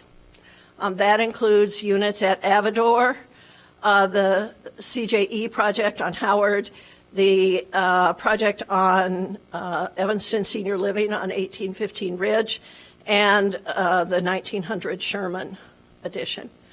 Now, not all of those are guaranteed to come into being, but given 1,554 households who will qualify for affordable senior housing of some sort, and the fact that we have 300 now and 163 possibilities is a huge gap. One of the surprises to us was the number of people who are in the mid-range. They are seniors who perhaps make $5,000 a year too much to qualify for any of the subsidized buildings, but have neither the monthly income nor the financial resources to consider many of the wonderful senior housing options in Evanston. The Marion and Avador have rents that are around $3,000 and up. Presbyterian Homes and Mather and Three Crowns are life care units where resources are required for life care entry fees. And so the people who are not low income enough to qualify for the senior buildings that we have currently, and yet cannot afford the more upscale senior buildings, are the ones who are most in jeopardy of being forced out of Evanston and left without housing resources that will allow them to stay. As you may have seen from the reports and from your own knowledge, there are no affordable assisted living units in Evanston, none. The nearest are Lincoln Park, Midtown. So seniors who need affordable assisted living really have no options in Evanston. Margaret, I'm going to ask you in like the next 2 minutes, just hit on anything really big, and then I want to open it up to any questions or comments. So some of the learnings that we had, the other one is that given the number of assisted living units that are already here in Evanston and the number that are proposed, assuming that all of those come online, our proposal to have 50 market rate units presents what is a concerning penetration level. That means it could be overbuilt. So now we're looking at scaling back the number of market rate, perhaps increasing the number of affordable independent living, and increasing the range in terms of the AMI so that it can become operationally sound financially. In terms of our next steps, we are prepared to circle back to the resource list of people we talked to who said you need a feasibility study, let them know that we've had it completed, ask them for their input and advice. We are prepared to talk with our state elected officials and appointed officials because the waivers for affordable assisted living buildings have been put on hold due to budgetary considerations, and we need to explore other possibilities, other ways to get into sources of funding that would allow for the development of affordable assisted living. We do not intend to put the Sawgrass report on file. We intend to move ahead actively and aggressively in conversations with people who can bring this vision to reality. And that's kind of where we are. Thank you, Margaret, and thank you for all the work of everybody on the Age-Friendly Task Force. I'm not going to open it up for comments, questions from the council. Alderman Fleming, we'll start with you. Thank you as well for this. Two things I want to applaud you all for. Going out, you had a need, you did the research, and you found some funding, which I appreciate because, as you see, we produced a lot of reports up here that go on file, and that was my other applaud to you, that you said you're not going to go on file. You have this as a blueprint for your work. I am very supportive, and I would love to help you push on our state elected officials to get those licenses released. I know just looking for care for my own father, I learned that through the process, and I think that's probably going to be, in my opinion, the hugest barrier as our seniors age. Is a lot of people can't age in place and need assisted living and can't afford the Mather and these other lovely places that we have. So thank you so much for doing this and for pointing this out, and I will definitely be following as you guys move ahead, and hopefully you guys will come back and present to us some real feasible options that we can move forward with. Thank you, Alderman. Any other comments or questions? Okay, Alderman Rainey. Thank you very much. Some of the most exciting stuff I've read lately regarding senior living in journals has been home sharing, more of a cooperative, large-scale home sharing where there's a lot of community space. Did you do much research in that area? We did, and there are actually some, I think you could call them prototype models of that in Illinois, one in Peoria. And those are areas that we did not do a site visit for, but perhaps that will be on our agenda coming up. It seemed like a very affordable way of living. It not only shared the cost of the space, but still provided privacy, but it also shared the cost of expenses, the kitchen expenses, et cetera. And I just thought it seemed like a real excellent way to survive. One of the reasons that we wanted to do the independent living and assisted living as one project, or one of the advantages, was exactly that with assisted living, you have to have a commercial kitchen, and that could then provide perhaps home-delivered meals or meals at a reduced cost or a nutrition site center for people in the independent living. So there were those same economies of scale and cooperation that we were looking at. So certainly is something to pursue. Yeah. Okay, seeing no more lights, we had a motion to accept and place this on file and make this available to the Housing Plan Steering Committee, the Affordable Housing Plan Steering Committee, so that they can use this to inform the development of their plan. So all in favor? Aye. Any opposed? All right, so this is going to be accepted, placed on file, and made available to the Affordable Housing Steering Committee. What I'm going to do, because we've got several more items, I'm just going to go around to my left to each alderman. So if Alderman Sufford, if you move for discussion SP3, and then once we finish that, I'll move to Alderman Ravel and so forth. Sure. I move item SP3, consideration of waiver of building permit fees for coach houses, accessory dwelling units with affordable rental. Second. Okay. So this item now is open for conversation. We'll start with you, Alderman Fleming. Thank you.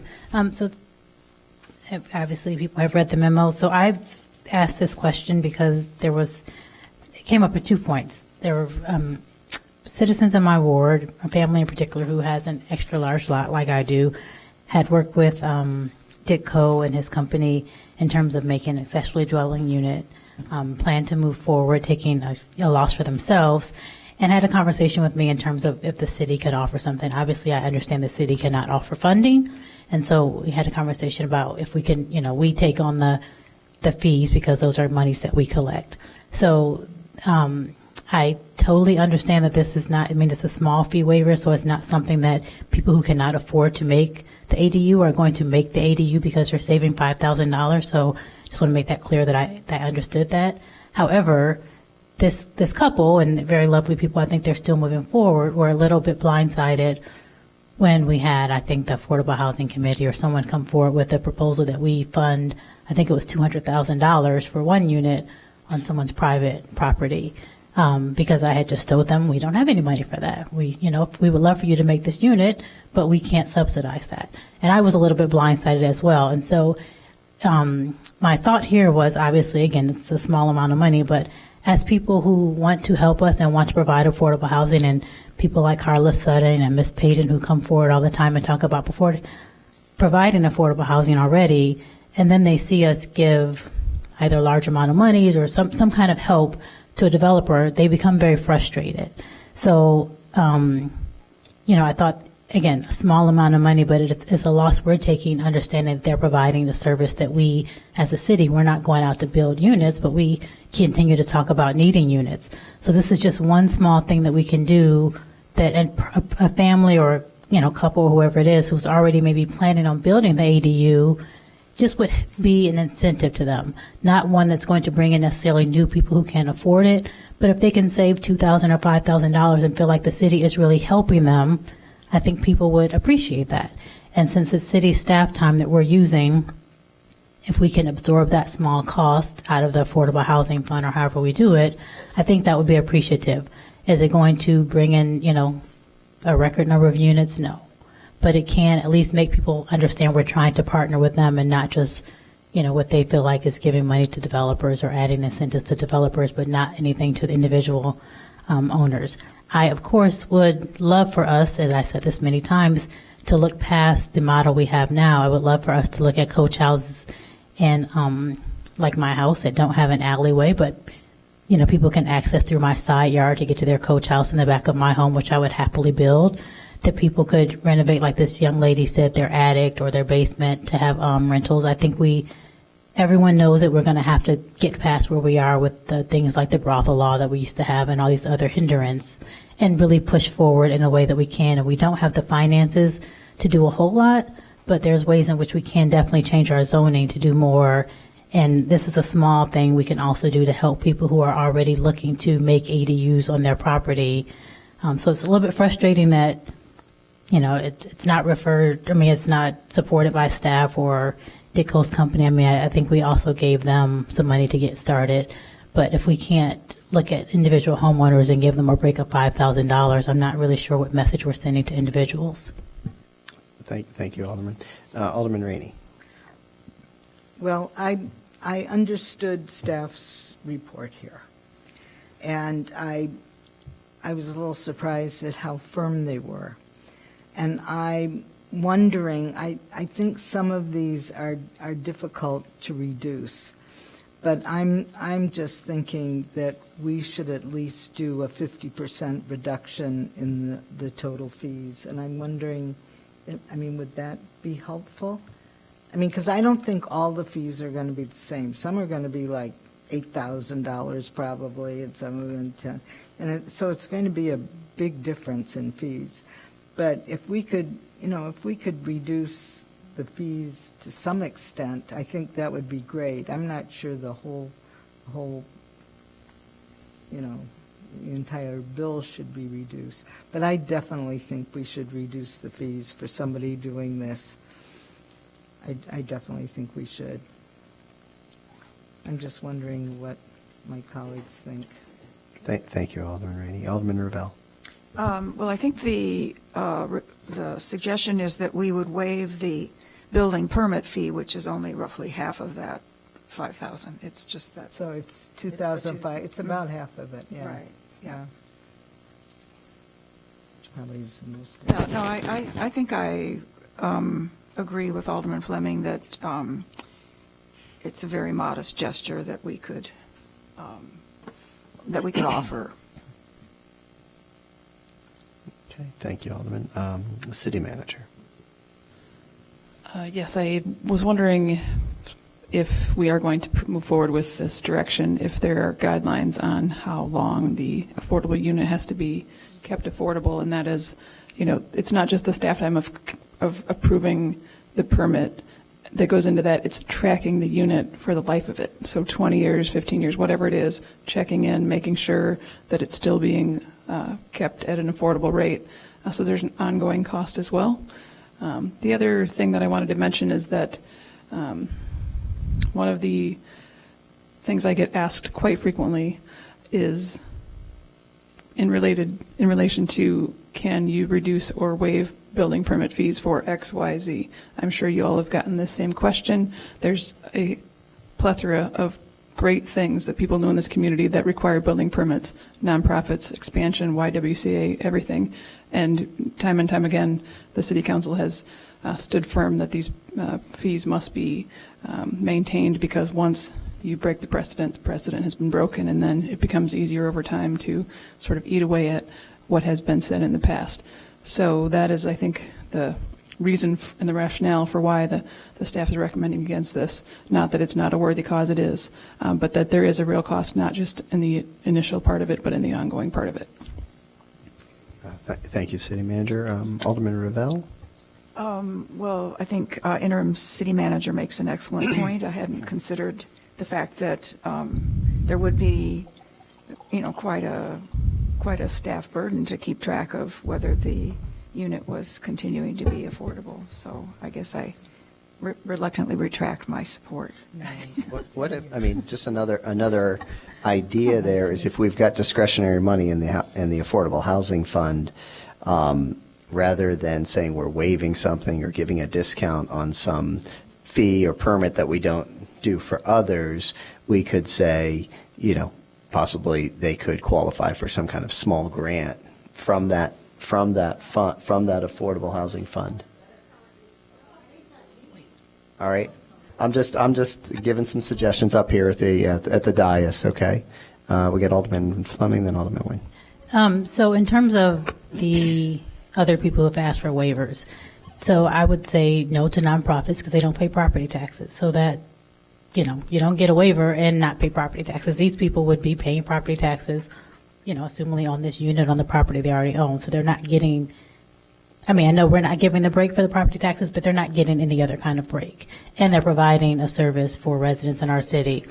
And so in terms of the staff time for tracking the unit, so if we're talking about a $2,500 waiver or whatever we want to call it, I don't think we can ask people to keep the unit affordable for 10 years for $2,500.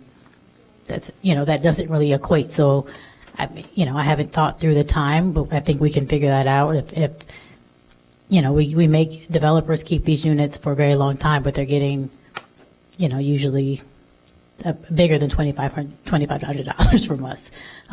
So I think that $2,500, if that's what we're coming down to, or $8,000, no, that doesn't equate for 10 years. So staff time in that case is not really a factor in my opinion. I'm not sure, Johanna, how we track the affordable units at Albion and all those things to make sure they're affordable. But, one way we could do it, the people are already, landlords are already required to register their rental units.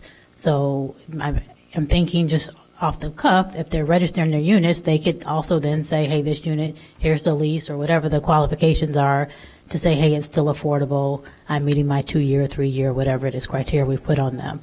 So I don't understand why, I guess I'm not understanding how this is so much more staff time for $2,500 or $2,500, that $8,000, whatever it becomes. If we keep saying, yes, we want to make affordable housing, yes, we want to do our part. We've looked at land and using land, and so we're moving forward with that. Hopefully on Church Street, I know Alderman Nguyen has met some resistance with moving forward, on South Boulevard, but we have limited resources. So I think we have to be creative. And if we're going to say, well, staff are spending however much time on this for $2,500 and we can't do it, I think we are kind of stalling ourselves here. Thank you. Alderman Nguyen. Thank you. I know I have been approached many times by some of you probably have too, for a waiver. And I know one of the things, and I understand people wanting to waive it, but I do think what I tell people frequently is all of these building permits, they're not a tax. They're not a money-making method for the city. These are all things that we're recouping the cost of what it takes to inspect and make sure that things are constructed properly and according to code.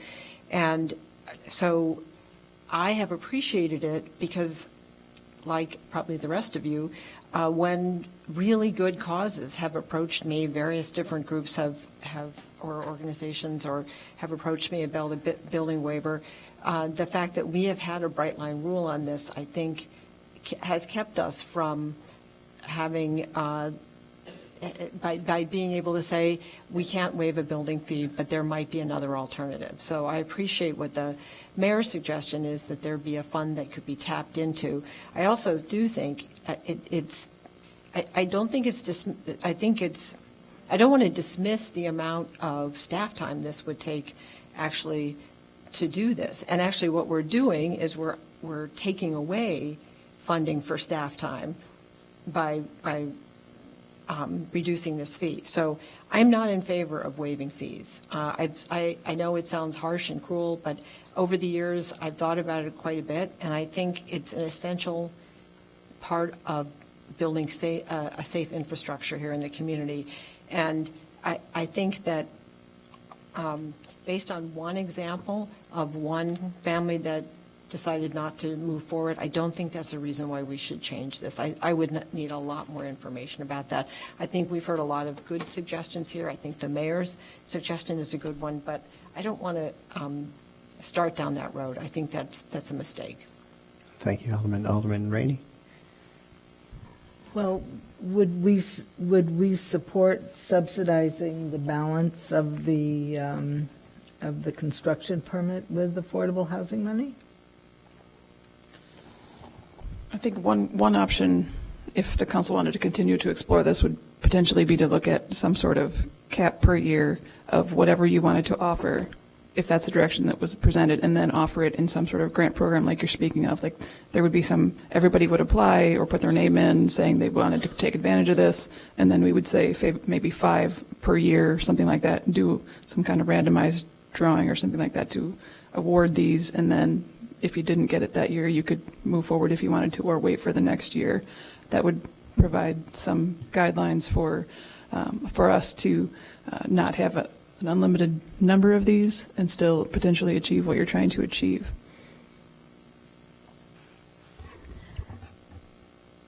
So I think that makes some sense, although it sounds complicated in terms of putting your name in, because everyone's not going to know at whatever time they want to build something. And so that sounds like, to me, more staff time, because then they got to have some kind of list and drawing or whatever. But I do think, again, I do think that we, as a city, have the ability to, whether you call it waive, give a grant, whatever you want to call it, some of these fees so people can make some units if they're interested. And in terms of, me coming with the one person, it's one person who brought it to my attention who I, told the party line and said, no, we don't give a waiver. And then again, was surprised to hear that we were going to, staff recommends giving $200,000 to one person to build a unit in their backyard. And just so we're clear, the council said no. The council said no, but I'm saying staff brought that forward to the council. We did say no, but it was after we, I said we don't do that kind of thing. So I think there's a way we can do this. I think we can look at the cost. I'm happy to, sit with Johanna and think about what the cost is, but I think we can get this done. It does not need to be complicated. I think we have staff on duty who are working full time. They can prioritize these. Again, I don't think we're going to have 50 people lining up for a $2,500 waiver, but I do think it's a way we can get it done. And in terms of those other good causes, again, people, the Y is building their additional unit, but they're not paying property taxes. So it doesn't make sense we'd give them a waiver on something where they're still going to catch the benefit the rest of the time they have the building and take it off the tax rolls that is ultimately going to hurt everybody. So I would like to hold this, and maybe we can have a little more conversation about it and think of some other ideas and ways to make this work. So I motion to hold it. Okay, so SB3 is held for further discussion. Alderman Ravel, could you introduce SB4? Sure. So staff recommends City Council authorize the city manager to execute an agreement with ArtSpace in Minneapolis for affordable housing consulting services and a preliminary feasibility study for an amount not to exceed $25,000. I move approval. Is there a second?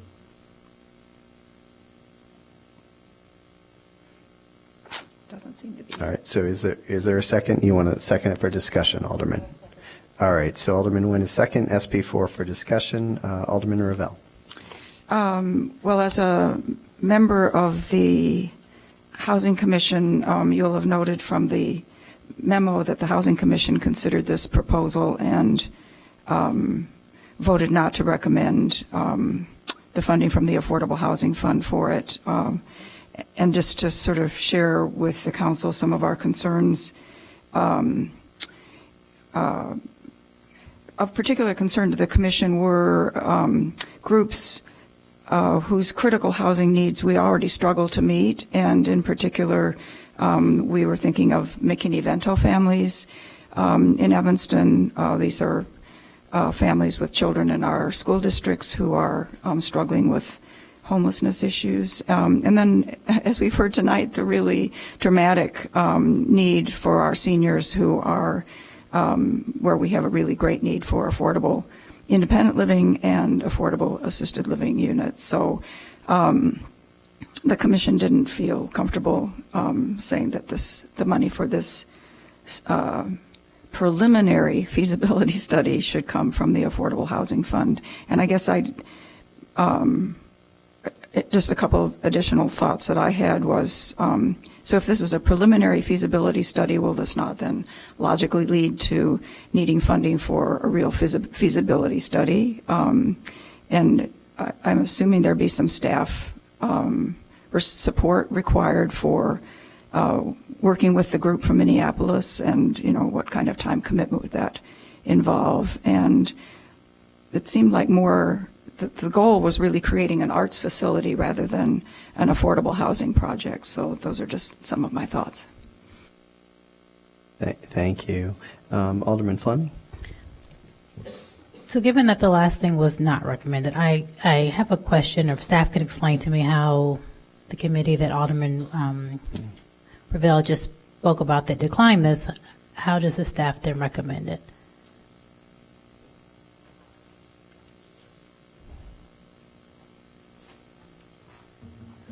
So staff, good evening, again, staff will generally makes a recommendation, then a committee makes a recommendation. So we are the city staff, we are making a professional recommendation based on our expertise, our experience, our knowledge base, and the committee and commission boards are making recommendations based on the information they've received from us, from public comment at those meetings, or any other feedback that they might have based on their own personal expertise on things. Right. Okay. So I understand that part. So I guess my question then is, why does staff recommend this? We recommended to the Housing Committee. Our opinion on recommending this has not changed since the Housing Commission made that recommendation. I was not at the meeting. My understanding isn't that they didn't think it was a noble cause or something that should be considered or invested in at some point, and that there wasn't a problem with art space per se, but they just felt that it was not an appropriate fund to utilize. An affordable housing fund was not the appropriate fund to utilize. Okay, so I guess I'm still missing the answer, which is why did the staff recommend it? Well, staff recommends it because we see that there is a need for housing for artists in Evanston. We regularly hear, and I'm sorry there's not somebody from the arts community here tonight, Lisa DeGlatini and I have had many conversations about this, and there are many that are very excited about finding ways to house artists. We do a lot in Evanston. We like to get very excited about bringing Northlight back to Evanston. We talk about all the things that we do to patronize the arts, but we don't necessarily think about how we house people who are involved in the arts. We hear anecdotally quite many stories about how people want to do their art. Where do they do it? Do they do it in their homes? Do they do it in studio spaces? Do they do it outside of Evanston in studio spaces available outside? But this flips the narrative a little bit in terms of finding places for people to do this. An art space owns and manages properties where people who are artists, who are visual, performance, musical, can do their art in their home or space. And these communities are specifically designed to house people who do that work. But also, you don't necessarily have to be an artist to live in their communities. If you just need affordable housing, you can live in these spaces too. So this is a different type of housing. It focuses on sometimes larger, taller units, deeper sinks for painters or people who have to clean supplies, those kinds of pieces, those structures within housing that an artist might need, but they can then do it in their home and not have multiple spaces, because often artists have to have multiple spaces to live and to do their art, and this seeks to merge those two spaces. Got it. Thank you. So I would not support this. I mean, I have lots of lots of people need housing, like Alderman Ravel said, and I would love to use the $2,500 or $25,000 for actual waivers for what we just talked about. Thank you, Alderman. Okay, so we had a motion that was seconded. City Clerk, could you just take the roll on SP4? Yes. Alderman, sorry, 1 sec. When is this first? Alderman Nguyen? Alderman Sufferton? Alderman Ravel? Alderman Rainey. Alderman Fleming. All right, it's unanimous. SP4 fails the City Council on a 5-0 vote, so that funding will not be provided for the art space preliminary feasibility study. Alderman Rainey, could you introduce SP5?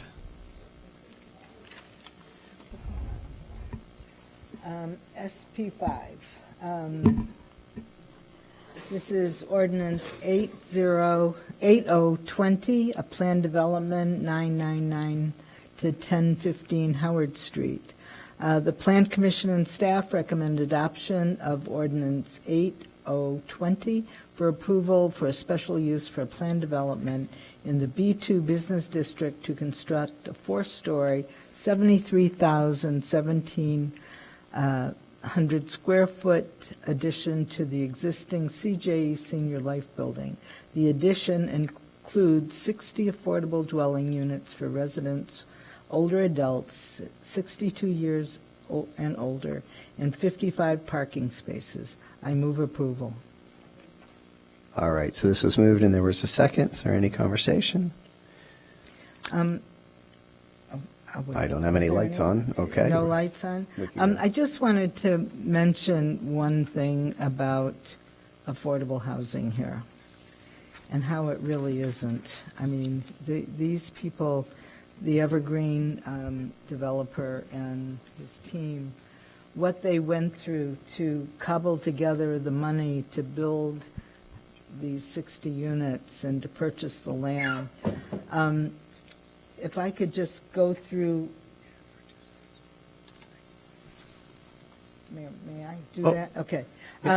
They received an allocation of $14,847,030 in low-income housing tax credit equity that will provide, I'm just reading from this, I'm not remembering it, that will provide the bulk of the financing for the project. Additional sources, and this is all money that it takes to build this place, $430,075 in equity on donation tax credits, $2,639,947 of soft funds from IDA, $990,000 in seller notes, estimated $171,570 in equity from the ComEd Energy Efficiency Program, $500,000 in deferred developer fees, $100 in general partner contributions, $2 million from the City of Evanston.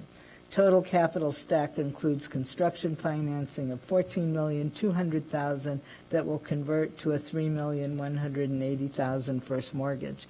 I mean, the cost to build a building like this is not cheap, and so our $2 million is absolutely critical, and our next issue will be to deal with that. So I appreciate everybody's support in this, and I know the developer does as well, and Howard Street is going to get a great building, and all the talk tonight about senior housing, this is going to be a major addition that's been a long time coming and is desperately needed. So, thank you, Alderman. Seeing no more lights, City Clerk, could you please take the roll on SP5 Ordinance 8-0-20 Plan Development at 999 to 1015 Howard Street? Yes. Alderman Nguyen. Alderman Sufferton. Yes. Alderman Ravel. Aye. Alderman Rainey. Aye. Alderman Fleming. Aye. All right, SP5 passes the City Council on a 5-0 vote. All right. Alderman Fleming, could you introduce SP6? Sure. SP6 is the allocation of $2 million in home investment partnership and affordable housing fund dollars for Evergreen Real Estate Group / CJE Senior Housing Project. The Housing and Homeless Commission and staff recommend approval of $2 million from the city's Home Investment Partnership Grant and its Affordable Housing Fund for the Evergreen CJE Senior Housing Project at 1015 Howard Street. It's a 60-unit senior housing project, will provide much-needed affordable housing, affordable rental, and meet city underwriting standards. Up to $500,000 in home funding, the city has $184,500,000 of its 2019 home grant available in its line of credit with HUD, and anticipates receiving, in addition, approximately $300,000 per year in 2020 and 2021 that can be allocated to the project. $1.5 million of the balance to total $2 million from the city's Affordable Housing Fund. The Affordable Housing Fund currently has a cash balance of $3.5 million. This is for action. Second. Okay. All right. This item is open for any conversation. All right. Seeing no light, City Clerk, could you please take the roll on SP 6? Yes. Alderman Nguyen. Alderman Sufferton. Yes. Alderman Ravel. Alderman Rainey. Aye. Alderman Fleming. Aye. All right, SP 6, allocation of $2 million in the home investment partnership, affordable housing funds, and affordable housing fund dollars. The discretionary for Evergreen Real Estate passes the City Council on a 5-0 vote. All right, we're now going to move to call the wards. Alderman Nguyen. Yes, I'd just like to remind everyone of this coming Thursday night's town hall meeting. It'll be at Lincoln School, Third Ward Town Hall meeting at Lincoln School from 7 to 8:30. Thank you. Thank you, Alderman Sarafinan. Alderman Ravel. And I'd like to remind everyone of the 7th Ward meeting on Thursday evening, the 23rd at 7 p.m. at the Ecology Center. Alderman Rainey. There'll be an 8th Ward meeting on Tuesday, January 28th at 7 o'clock at the Levy Center. And Alderman Fleming. All right. We don't have executive session tonight, so is there a motion to adjourn? So moved. Second. All in favor? All right. The meeting's adjourned. Thank you, everybody, for coming out.